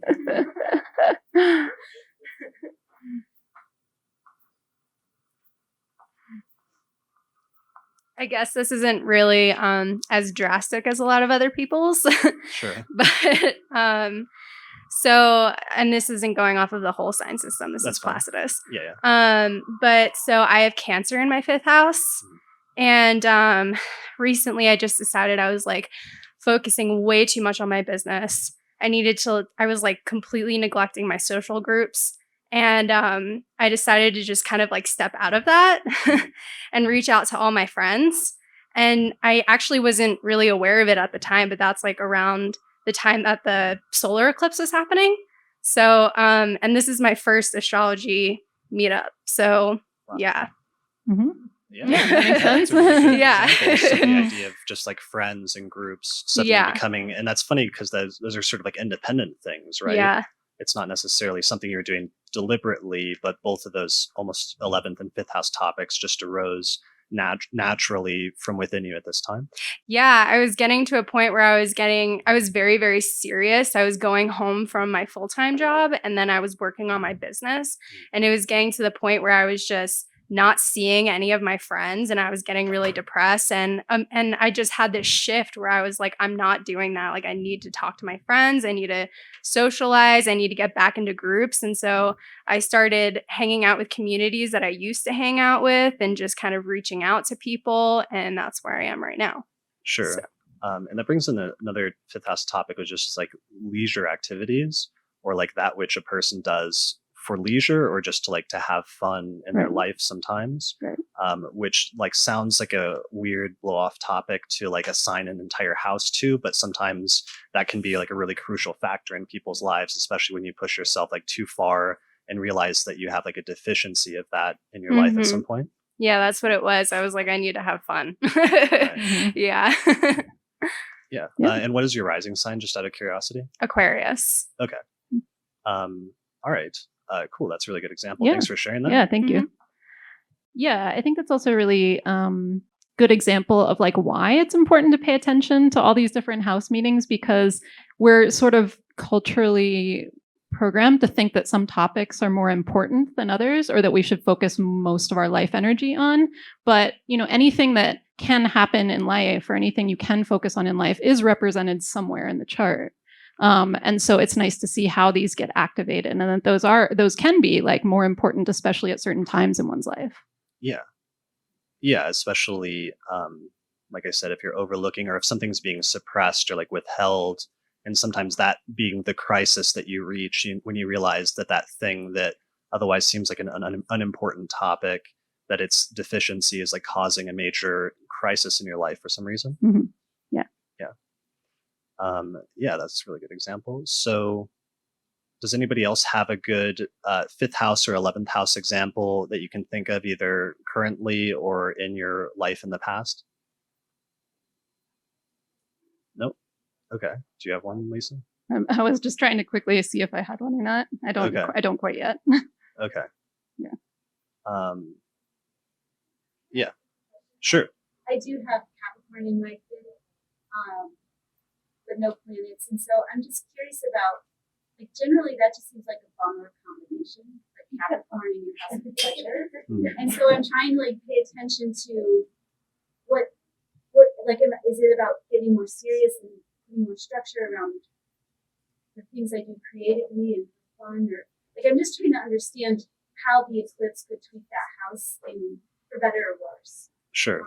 More specifically, so can you say a few more words about it? Yeah, I mean, even if you don't have planets in a house, what you'd want to do is look at where the ruler of that house is located in the chart. So, where is Saturn, for example, is the ruler of your 5th house, as describing the way that 5th house topics are manifested in your life. And that's often, if you're just looking at the natal chart itself, would be your starting point for understanding how 5th house topics work out for you. And some of the dynamics that are likely to arise. And then the eclipses often will just act as triggers that will activate the manifestation of some of those topics that were lying there dormant in the birth chart. Mm-hmm. And it just means, it doesn't negate that you have, any sort of 5th house feelings. It just makes them a little more serious if it's, if you have Saturn in or ruling the 5th house. And so I've seen people, sometimes it also makes things more concrete. So sometimes people want to make like concrete, actual finished works of art or something like that, or creative pursuits when they actually take it more seriously. So that doesn't actually have to be a bad thing, because it can mean that you take it seriously enough to create something out of there. Yeah, or sometimes like giving structure and doing 5th house activities, but doing it in a structured way. Like I think one of my favorite Virgo rising Capricorn 5th house examples, if I'm remembering correctly, is actually Tiger Woods, who has taken what is a game, like a leisure activity, like golf, which a lot of people just do to blow off steam. And that's like his career, that he's excelled and become like the top golfer in the world at different points in his life through training himself since he was very young to be the best golfer in the world. Right. So that's like an extreme example, but that's like a fifth house Saturn Capricorn example that comes to mind for me. Yeah, it's like that. It's basically you take it seriously enough to make something out of it rather than have maybe more of the one-off experiences of going out and having fun. You take something of that fifth house topic, at least one topic in there, and like keep working on it and sometimes excel in it, therefore. I've seen another example of someone who was really serious about like investing speculation, which is very like Capricornian. It's very like business-like, but the fifth house can be speculation. It's things that, you do for chance or that, aren't guaranteed, gambling goes there. So that was like one of my favorite, like, oh, I never would have thought of that manifestation kind of conversations. Right. Yeah. Okay. Was there another question? There was, I think you sort of started to answer it. I also have Capricorn house, and I was like looking at the dates, the July 7th, 2009 Capricorn eclipse, and I got married the day before. Yeah. But it eloped, so it was like taking dating really seriously. How long had you? Seriously. And then When had you met, or actually, would you mind coming to the mic? Because that's a good example. I'm trying to figure out. All right, so we have to hear the eloped story like first before you go on to the other thing. Yeah, so this was someone who was like a love at first sight kind of thing when I was 16, and then we got separated for 5 years. This is before social media, so like no way to contact each other. Really randomly came back into each other's lives 5 years later through a crazy series of events, and then within 6 months we eloped in Hawaii, and I moved to Hawaii after college. And you said that you got married, you eloped within like a day or two of the eclipse. The day before the Capricorn eclipse, and I have Capricorn in my 5th. And then we filed for divorce November 9th, 2012, a few days before a Scorpio eclipse. And then I could remarry May 10th, 2013 during a Taurus eclipse. And that was like to the day as well. Okay. So your for some reason, your relationships with that person in particular are like hugely tied into eclipses. Apparently. I'm trying to figure out because like the houses don't exactly, correlate. So I don't know if you guys have any. Well, I mean, I'm curious about like your synastry and like what his chart looks like, and if you have something like in your composite chart or something that's like making eclipses not just important for you, but important for both of you or the relationship in general, or maybe like the first meeting chart or something like that. Mm-hmm. You did mention when eloping that you said that you had met 6 months earlier, which made me wonder about the previous eclipse that would have taken place 6 months before you actually got married. Yeah. Because that probably would have then happened when you reconnected, would have been on an eclipse or close to one as well. Yeah, that's true. I'll have to take a look at that. What was the thing that you said before? Sorry. About it happening either like with his chart or a composite chart. Or... I'm a moon in Capricorn as well, and he's a Capricorn and has a ton of Capricorn in his chart. But I think there's also, probably like karmic connections and stuff. What's your sun sign? Cancer. So that's what's confusing too, is like I always thought I'm a 10th house Cancer, but then on the whole sign I have Gemini 10th house. So sure, and part of what I should say is even though we're using whole sign as like our framework and our starting point, our primary starting point, it's okay then to like overlap Placidus and other forms of house division on top of that for additional information. Okay. And like reconciling those two is ultimately like the goal. So it's not necessarily that we're completely rejecting or negating the quadrant houses, but just integrating the whole sign as the initial starting point.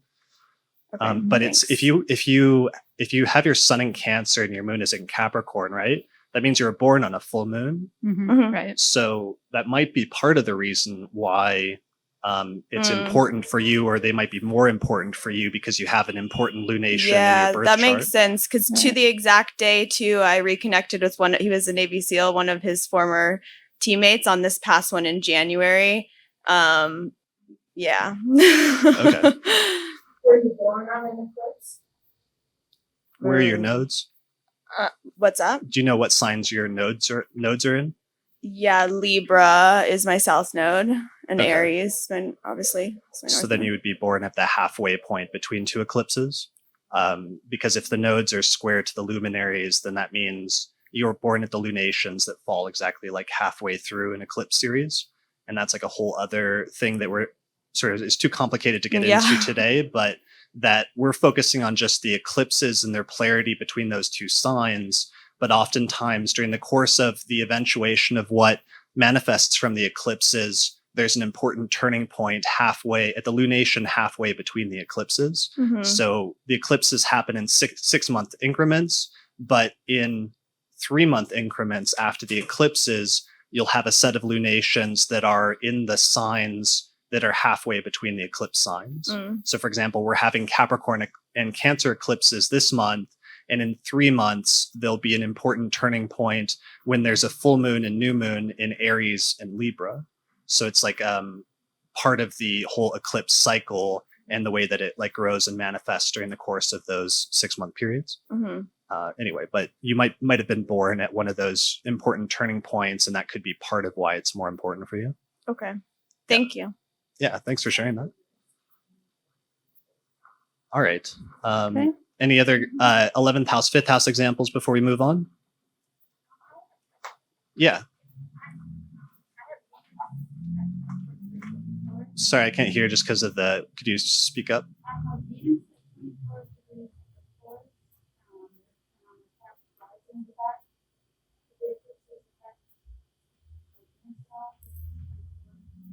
You have Venus, did you say at 24 degrees of Taurus? Yeah. So you're wondering about aspects by degree. Okay. I mean, I personally put most of the focus on the houses that it's happening in, and not too much, especially because that would be a trine. So yeah, especially if it's not like a hard aspect, like a square or opposition or conjunction.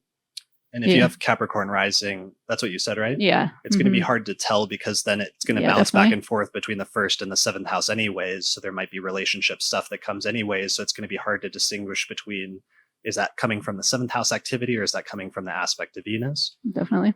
Yeah. But usually, at least for us, we don't focus as much on aspects, primarily just the house it falls in, but that's certainly something that's worth researching if there's a way that you could isolate it in different eclipses. All right. So I guess this is our last set of houses. Yeah. So 6th and 12th. Yeah. Yep. All right. What are our, can we start with, what are your 6th and 12th house topics? So 6th and 12th, I mean, I often think of the polarity being 6th house physical health or health issues that arise, 12th house mental health, although certainly physical health can go in both places. The 6th also has to do with work. So sometimes either your coworkers, if you have employees, they go in the 6th house. Pets often go in the 6th house. I always forget about pets, and then those always show up with people telling me 6th house things. And I'm trying to think any other major thing. Animals in general go in the 6th house. Yeah, your job, but usually more subordinate roles. Usually the 10th house is more career.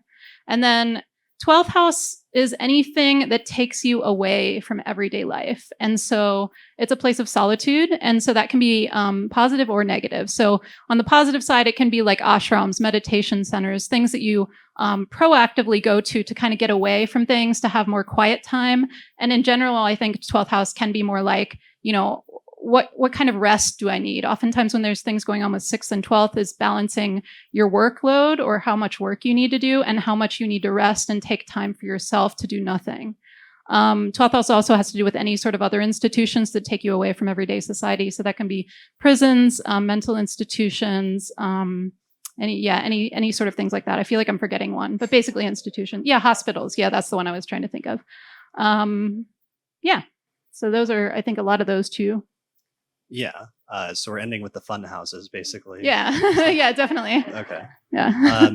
The only other two fun topics I would point out for like the 12th house is generally endings, and the idea of endings, because it's the last of the 12 houses. And when the planets are moving in zodiacal order, they start with the 1st house and they move to the 2nd and 3rd and so on and so forth. And eventually you get to the 12th. And sometimes as a result of that, the 12th house has this feeling of closing down a cycle before you open up a new one.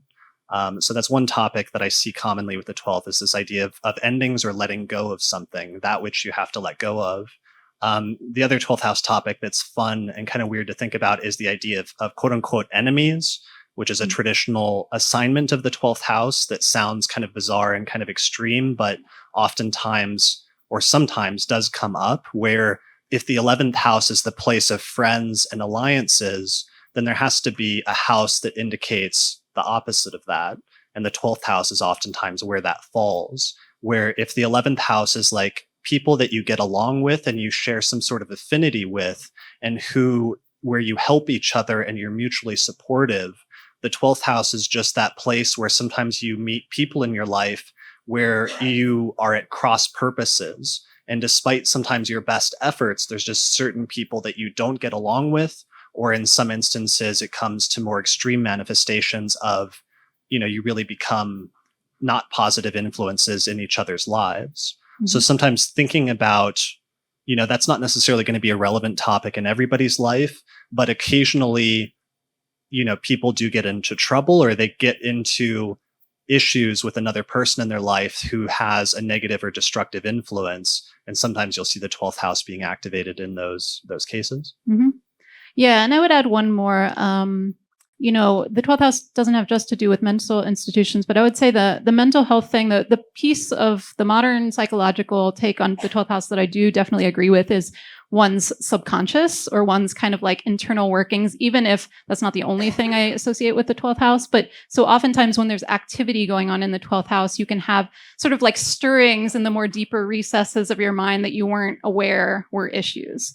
And so, things can come up that are like triggers that aren't normally like at the forefront of your mind. And you're like, oh, I didn't realize that was like something I still needed to work through, or that kind of thing. And so going for counseling or that type of thing can be like a 12th house thing as well. Yeah. And just reiterating something you already touched on earlier, but the 12th house is the idea of sometimes like pulling back from the world and sometimes going on an internal journey, or sort of the dark night of the soul phase is sometimes like a 12th house type topic. Mm-hmm. Yeah. Okay. Does that spark any ideas or memories? Does anybody have a good example of that? Yeah, in the back. Sure. It seems from mine like these it's almost indiscriminate as to like what happens in which house. It's just that you're dealing with kind of the theme of those houses. It's like the day before the eclipse last year in Aquarius, my brother-in-law passed away. Really close to. That would be my 6th house, not my 12th. Okay. Yeah, I mean, that's one of the issues with all of these topics, is there's sometimes just some interplay between the topics, and going all the way back to like the 2nd century, the astrologer Vedius Valens from Alexandria, he like gives a list of significations of all the houses, and then at the very end he has a sentence that says each of the house signifies what it properly means, but then the opposite house cooperates, and there's an interplay of those significations. So yeah, sometimes you will see that. Mm-hmm. Any 6th house, 12th house examples that you all are recognizing from that list? Do you know any? I'm trying to think. I mean, there's positive examples where I've seen clients who had a health crisis when there's like an eclipse in their 6th, but then they got more serious about their health and like turned things around and started like a new diet or exercise regime, and like got really serious about doing exercise and getting fit. Mm-hmm. I've seen that as a notable like 12th house example, or sorry, 6th house example. Yeah. I've seen a lot of health things crop up with 6th house, as well as a new job, sometimes starting or ending jobs with the 6th house. Jobs are huge, and like what one does for work, Mm-hmm. basically, or your job, is definitely a major 6th house topic. I've seen others where it's one of those things where, again, it seems like a minor topic, but the 6th has always been the place of subordinates, or those who work in a role that's subordinate to you, which often manifests as like employees if you run your own business. And so sometimes I've seen instances where a person had an eclipse in the 6th house, and somebody came into their life that ended up being their assistant and playing an important support role in helping them to achieve things with their business or their career that they wouldn't have been able to achieve otherwise without somebody coming in and helping them out in that way. Mm-hmm. Yeah. Can you think of any other examples that you've seen in like client charts? Sixth for sure. I've seen a lot of both of those. So work and health. 12th house, I think I've seen sometimes, but again, it's the polarity of health with the 6th and the 12th kind of cooperating, where sometimes people need to take time off from work because of a health thing. And then that becomes the sort of seclusion part of the 12th house, or the resting and rejuvenating of the 12th house. Yeah. Did you have one? Yes, I have one. Okay. This thing is so low. You can raise it actually. I won't mess with it. I was gonna. Okay. But I was gonna tell you this because it's interesting with what I had just shared, right? So my fiance, this is in her 6th house. There's eclipse coming up. So I was saying she put in her notice at work a little bit ago, and she is a subordinate, right? She's not the manager, so that would fit with there too. Definitely. And the 12th house, should I just keep my distance for a while? Is that what we're saying? No, not necessarily. I mean, just kidding. you also said that both of you don't have new jobs lined up yet, No. right? So that can be some of the taking time out of the 12th house. Yes. And that does sort of what it feels like with that whole dynamic. But you were also talking about the 3-month cycle between it. Mhm. Well, 3 months is when we'll be there. Okay. It's October-ish, right? Somewhere in that neighborhood. I'm not counting properly. Yeah. But that would be in that cycle. So I thought that was interesting with the correlation between what it's doing with my houses and also with hers. Yeah. Oh, and in terms of cycles completing, her daughter is leaving for college. So it'll be just us, which will be interesting. Okay. So, What's her rising sign again? Hers is Yeah. Leo. Okay, Leo rising. Mhm. So it would look like this-ish. So Mhm. the Capricorn eclipse, the lunar eclipse, is falling in her 6th house. Yes, that's right. Yeah, the lunar Okay. is in her sixth. And she's quitting her job. Yes, Okay, that's Mhm. like just very literal. for sure. It's like, right. I again, mean, that's what I mean. Yeah. Yeah. the idea Yeah. of like a lunar eclipse, which is when the sun The and moon are closing. opposite to each Mhm. other. And so there's a culmination and a completion Right. or a closing down of one chapter of a person's life. And she's literally quitting her job. How long has she been working that job? 11 years. Okay. So Yeah. that's a huge chapter of her life ending. And she's additionally, the other theme that you're bringing up is that she's going from playing a support role and being a subordinate to suddenly owning her own business, essentially. Yeah, basically. Yeah, Mhm. we still Yeah. have ours going. And what's interesting too, and I thought I'd point this out because of what you were just saying, that it's not, sometimes we get stuck on like, it has to be that day. Right. But it's the start of a longer cycle. So she put in her notice, but she's not quitting on the, you know what I mean? Her last day will be at the end of September, but the notice is in. So that cycle has started. Right.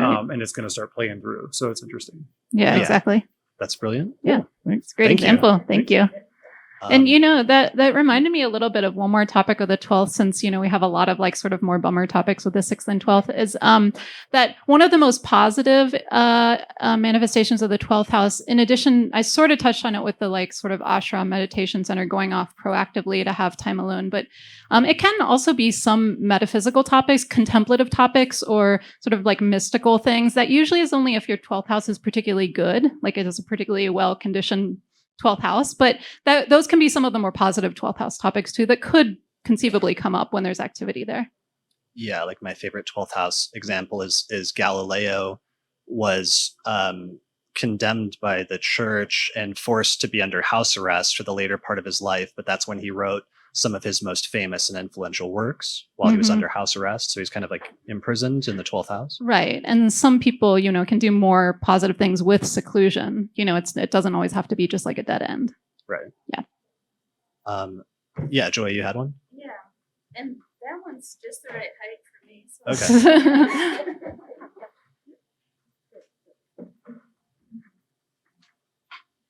Okay. So it's been fun to follow along with all of these this whole time. And I didn't think, I was like, I certainly don't have a 6th, 12th because I don't have any planets in either one of them. And if you use quadrant houses, I think they're intercepted, but the signs are intercepted. However, I looked back, and in 1991, I was in a 12th house perfection year, and I graduated from college, moved out to Colorado with no job, and I knew my sister out here. That's the only reason I came out here, and met somebody that ended up I both dated him and he became a spiritual teacher for me, and taught me tarot, and he taught me, which I had not studied previously, and he lived in this dome in the mountains and moved me out into the dome with him. And I mean, there was no telephone, so I was very isolated. And at the same time, I was studying a lot of spirituality, and we would go into town quite a bit. In fact, I worked and stuff like that. But I was watching the dates here, and I don't know the exact dates that any of this happened, but it looks like as soon as those and so that's when the nodes were in Gemini and Sagittarius. Gemini is my 12th house. And it looks like the entire time the nodes were in those houses is when I was working with this person. And as soon as the nodes moved out is about when I was like, why am I here? And suddenly said, I'm moving back into town. This is absurd. And so, yeah, that was very interesting. Yeah, that's a great example. Well, and that's brilliant because that was a process that was almost necessary because it's what brought you out here where you then subsequently stayed for a long time now. Right. Yeah. So yeah, it made a big difference that way too. But to come out here and then immediately go into this isolation of being out but to study spirituality. So yeah, some really good 12th house things. Yeah. Yeah, you had 2 of them there. That's right. Great. That's great. Thank you. Yeah, that's a great example. And that's like a great example too of just that sometimes it's not like the most extreme examples of isolation or solitude where you're in an institution or something. I've actually seen that pretty often with people who are like just temporarily living in a more isolated place, whether that's in the mountains or on islands. I've seen a lot with the 12th house, somewhere where it's just like not easy to get around to the mainstream of society. Yeah, if the 11th house is like being immersed in like friends and groups and people, the 12th house is sort of like the opposite and being on your own and like learning how to be okay with that in some instances. Mm-hmm. Yeah. Yeah. All right. I think that's. Oh, did you have one? I do. Okay. So I'm a Cancer sun, rising. Okay. And part of the reason I'm bringing this one up, I think it's a great example, is I'm really trying to find that work rest balance.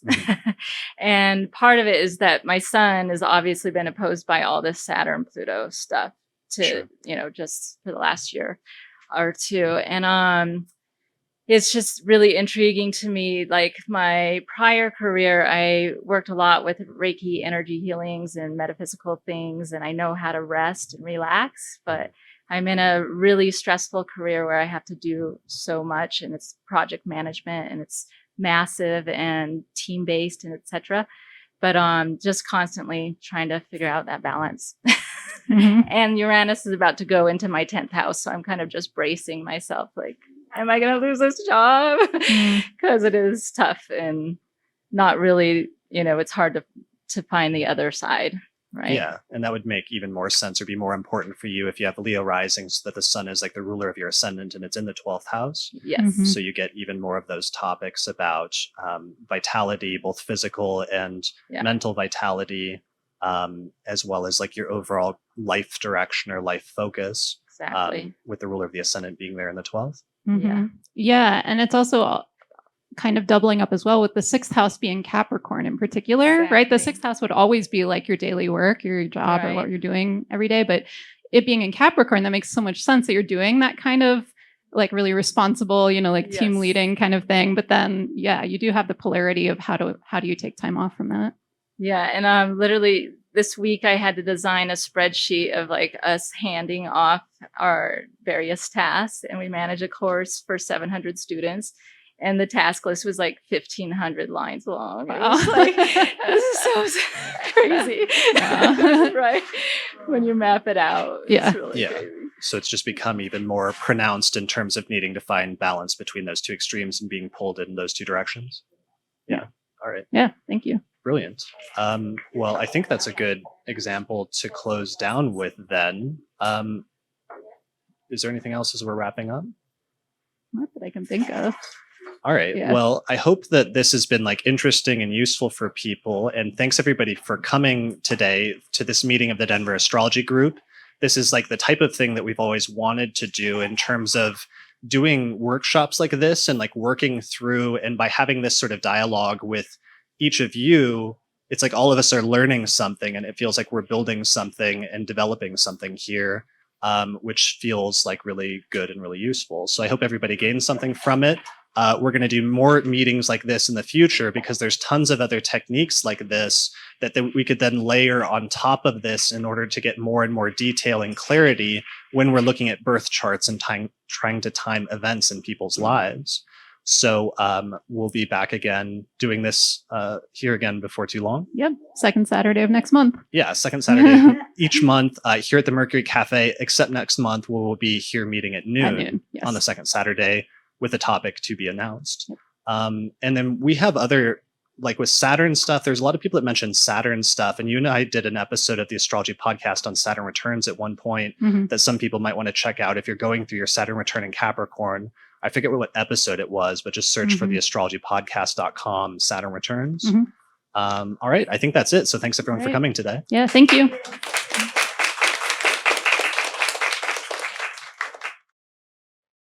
Okay. Wow. That was a great episode of the Astrology podcast. Yeah, definitely. That we did not just record the introduction to a few seconds ago. Right. Exactly. Exactly. So, yeah, I think we all learned a lot doing that meeting. It was fun, as I said, talking and having that dialogue, because part of what we were trying to demonstrate there was not just like hearing stories about stuff, but also part of the process of what an astrological consultation is very much that like dialogue process and that back and forth for the reasons that we kind of talked about for a little bit there. Right. Yeah. We did go over that. So hopefully you've already heard that. But yeah, I mean, it is very much like a back and forth process of kind of drawing out specifics from the generalities of the, why are you laughing? Just laughing at the introduction. Okay. Okay. Yeah, so just drawing out, specifics from the person's life that are based on the astrological archetypes that you do bring in as the astrologer. So yeah, and it's always interesting, no matter what, even if you've heard lots of examples before, I feel like. Yeah, but your goal is to try to get to explain the archetype. It's like you explain the archetype, you explain a few possible manifestations, and it's like, how has that worked for you? Or does any of that resonate with you? And then oftentimes they'll start talking about their story and showing how it resonates with them, and you'll hear more clearly, and then you'll be able to feed that back into their chart to clarify things or specify even further. And there's like this back and forth process that leads to greater clarity and understanding on both the astrologer and the client's part. Yeah, definitely. Yeah. So after that meeting, that was like a big day of like organizing that. So we went and had dinner afterwards, and we were talking. And of course, as soon as we left the meeting, we started remembering other eclipse examples from different houses in our life or in different family members or clients or friends' lives that we totally wish that we had included. Yeah, which always happens that way. Yeah. Yeah. Why don't we go through a few of them like really quickly? This is already like a 2+ hour video. And right. I don't want to get hate mail for doing another 3-hour episode. Right. It'll be short of 3 hours. Okay. Yeah, well, I mean, the ninth house example that I used actually for myself in the meeting, I actually remembered later, we talked about the polarity of how the two opposite houses will always be activated around the same time because they come in pairs. And so while my example was largely a ninth house thing, I was overseas and so forth, and, it involved some religious groups. I actually remembered later, I was like, wait, I was there with my sister, and that was the third house piece. And I totally forgot to say that during the meeting. Right. So you were traveling abroad in a foreign country, which was like the ninth house eclipse you're having, but then it was bouncing back and forth between the ninth and the third, and you were traveling with your sister. Right, exactly. And that was just kind of notable because we were the only ones there together who knew each other, and we didn't know anyone else there. Right. And then this is also like a major turning point in your life for other unrelated reasons. Yeah. Yeah. All right. So that's one of the examples you remembered. I remembered a fourth house example, and this is funny example because at one point we mentioned the whole sign house thing where it was one of the first instances like where you're like, okay, that was a good argument for whole sign houses when it was falling in my 6th house by quadrant, but my 7th house by whole sign. Right. I had a similar experience though when I was first wrestling with the whole sign house issue way back in 2004. At the end of 2004, I was thinking about moving to Seattle to be closer and to study at closer to Kepler College, which I had already started attending, but I was flying back and forth between Kepler and Denver. And I thought I was going to move to Seattle 1 month when I saw there was going to be like a new moon in my 4th quadrant house. But then I ended up moving a month earlier than expected. And this eclipse happened. I remember standing outside and watching the eclipse, and it was eclipse in Taurus, which is my 4th whole sign house. And I ended up realizing around that time that was one of the first instances, because it should have been in my 3rd quadrant house because it was like way earlier than the IC.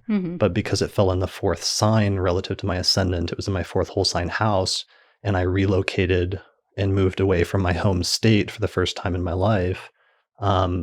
In order to live in Seattle. And that actually started a whole series of events where less than a year after that, I ended up moving from Seattle to Maryland to study at Project Hindsight. And that was a whole other like 2-year odyssey. So basically an eclipse fell in my 4th whole sign house, and I had a major move to a different part of the country that ended up precipitated a whole series of events over the course of the next few years. Yeah, that's a good one. That's a pretty good one. Yeah, I think Do you have another one to match? Yeah, I did actually. I got hired for a new job that I really wanted, and I was trying to find, I think they must have given me a phone call to tell me I got the job. But in any case, I got an email the very next day after the eclipse in my 2nd house of income. And so I had just gotten hired for this new job, and all I can find is just the email from my old boss saying, like, here's your start dates. So I must have been hired around 24 hours within 24 hours of the eclipse in my 2nd. Okay. Yeah. So an eclipse in your 2nd house of finances and just like your livelihood, and you got a new job? I got a new job that was like a job that I wanted. Yeah. Okay. That's pretty good. Yeah, I thought so. Let's see, other ones I wrote down. I mean, I had one major one. I don't want to go into and dwell on too much, but it's worth mentioning because it's one of the major like life story of like my history with eclipses that I have a long history of like just noting things when important things happen in my life. But one of them was so I had that eclipse in Taurus in my 4th house, and I moved to Seattle, and then I moved to Project Hindsight, and I lived there for 2 years.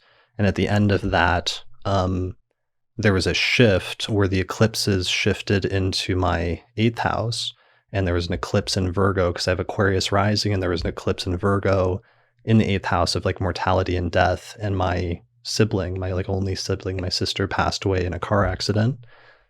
So on the one hand, I had that experience of like a mortality in my life. But my sister also had Aquarius rising, which meant that eclipse was also taking place in her 8th house, but she was the one, of course, that passed away. So sometimes it's, having the experience of a death in your life or in your family that affects you, and other times it can be even something related to you yourself or your own mortality or realizations related to it. Right. And then tied in with that, of course, was our mother had Taurus rising. So when an eclipse took place in Virgo, in that same sign, it was taking place in her 5th house of children. Yeah. So in that way, you could see how the eclipses were reflected in all 3 of our lives in terms of our family unit. Yeah. Yeah. That's really striking. Yeah. So, but that eclipse series eventually kept shifting and kept clicking forward, and eventually shifted not long after that, about a year after that, into Aquarius and Leo. And so then the next one, of course, was the eclipse in Leo that you mentioned during the meeting in my 7th house. And then as a result of moving back home to Denver to support my mom after my sister passed away, because I came back and did that, I founded the Denver Astrology group, and then met you at the Denver Astrology group and started like a major relationship. Right. So yeah, you could say eclipses are a pretty big deal in my life. Right. For whatever reason. Right. Yeah. Whatever reason. Yeah. There's probably some reasons. We'll Yeah. have to look into that. Right. You got any more examples? You got a positive example to like not end this on a downer? Oh, well, I mean, it's a lighter 8th house matter. It's not positive, but, Okay. but just to reassure you all that if you have an eclipse coming up in your 8th house, it won't necessarily have to do with mortality. That is only one topic of the 8th house. I actually was just scanning back quickly through the dates of the past eclipses, and I noticed that when the eclipses, one of the times when they were happening in my 8th house was when I had some major credit card issues right after college or somewhere around that time. And they were like hounding me. And I was just like, I was a young adult and I was really upset. Like they were being so mean, as credit collectors are. And I think my parents helped me pay it off because I had medical debt. And I was like, why don't you understand? And then I like closed my credit card and like swore to never have a credit card again, which hasn't actually held. But for a very long time, I didn't have a credit card after that. So anyway, it was kind of like an ending and also like a sort of momentous event time period for 8th house matters of like credit and like debt, which is an 8th house thing. That's pretty good. Yeah. All right. Well, I'm struggling to think of any other positive examples. So maybe we'll call it a day in terms of like throwing in additional chart examples at the end of this. Yeah. I mean, and hopefully, if you have watched through the entire video, you will have seen a lot of examples. And that's the other thing we meant to say. We hope that people that are watching or listening to this episode of the podcast, that if you can think of or find any good eclipse examples, either in terms of the current set of eclipses that are taking place in Cancer and Capricorn, or in terms of especially past eclipses that have occurred in your life in chronology, if you notice any major great examples, then we hope that you'll share them with us by posting your example in the comments section, either below this video if you're watching the video version on YouTube, or in the comments section on the Astrology Podcast website for the audio version. And hopefully we could sort of like crowdsource some additional research into eclipses just based on hearing what sort of experience listeners have had. Yeah. So if you notice any good ones, definitely write comments about it. Definitely. All right. And finally, the last thing that we forgot to mention, because I always forget to mention at the end, and then somebody came up to me and they're like, hey, where can I learn more about this approach to astrology that you guys are demonstrating, or do you teach a course or class or anything? Great. And then I remember immediately that I forgot to mention that I wrote a book. So I wrote a book titled Hellenistic Astrology, The Study of Fate and Fortune, which is available in fine bookstores everywhere. By that, I mean primarily Amazon. And so I'd recommend checking out my book if you want to learn this like sort of approach to astrology that we both more or less demonstrate. What do you think? You like the book? Yeah, it was great. Good book? Yeah. Okay. 2 thumbs. Leisa, the Eclipse Wizard, endorsed. So Leisa likes the book. We talk about whole sign houses, aspects, and it basically takes you from the basics of astrology all through the way through intermediate and advanced techniques. Has a chapter on perfections, which is that technique I mentioned briefly earlier, for determining if eclipses are really going to be activated for you in that year. I also teach an online course on Hellenistic astrology and on ancient astrology, which has over 100 hours of video lectures and instructional lectures that give you the techniques just like the ones that we talked about in this episode. So that is available at theastrologyschool.com, which is where I teach my online courses on different approaches to astrology. I'm actually raising the price on my courses later this month, and a lot of people are signing up now in order to get in before the cutoff date, which is the end of July. So if you're interested in getting a discount on the course, you might want to sign up now, and it comes with a free copy of the book. Otherwise, they're still going to be reasonably priced after that, but you'll just get in at a discount if you sign up before the end of July. Mm-hmm. Cool. Other than that, so the Denver Astrology Group. Denver Astrology Group. If you are in Denver, come check us out second Saturday of every month at the Mercury Cafe. Yeah, if you don't have, or if you're not familiar, there may be a local astrology group in your area. Search on Meetup, do a Google search for like the name of your city and astrology group or astrology organization. You might find a local astrology group. If there's not one, start one and just copy our model, just rip off our model. We don't really care. Right. And start a group in your area. And then maybe you can do or lead discussions like that. And that will help build an astrological community. That's what I did when I moved back to Denver in 2008. Mm-hmm. So, it's possible. Right. Denver Astrology Group. And then finally, Patreon. Thank you all the patrons who support the podcast and make this possible. With the studio as well as the recording equipment, we were able to record this meeting of the Denver Astrology Group. A lot of that's new stuff that I've just been able to acquire over the past few years as a result of the patrons who support the podcast and just make all of this possible. So thank you. If you're interested in supporting the podcast and getting access to new episodes, getting bonus episodes or secret, private, casual astrology podcasts that Leisa and I record and put out from time to time where we, what do we talk about? talk about whatever's going on in the astro world, or either astrologically speaking or community speaking. Yeah, like talked about like astrology conferences and like ephemeris gatekeeping recently. Right. And other fun topics like that, as well as our electional astrology podcast, where we put out like 4 or 5 auspicious dates over the course of the next month, and so on and so forth. So you can find out more information about that at theastrologypodcast.com/subscribe, and just sign up to become a patron to our page on Patreon, and you'll get access to all of that stuff immediately. All right. I think that's it for this episode. We did it. We did not record another 3-hour episode. Yes, I think it's definitely under developing restraint. Yes. I didn't even know the word. Yeah, right. I just learned it recently. Yeah. Right. All right. Thanks everyone for listening to this episode. Thanks to everyone who came to the meeting today. And we look forward to seeing your comments about eclipses and hearing more eclipse stories. And good luck with the upcoming Capricorn eclipse, because we did one of them. We did the Cancer one, and then we got Capricorn Just coming in a few up. days, yeah.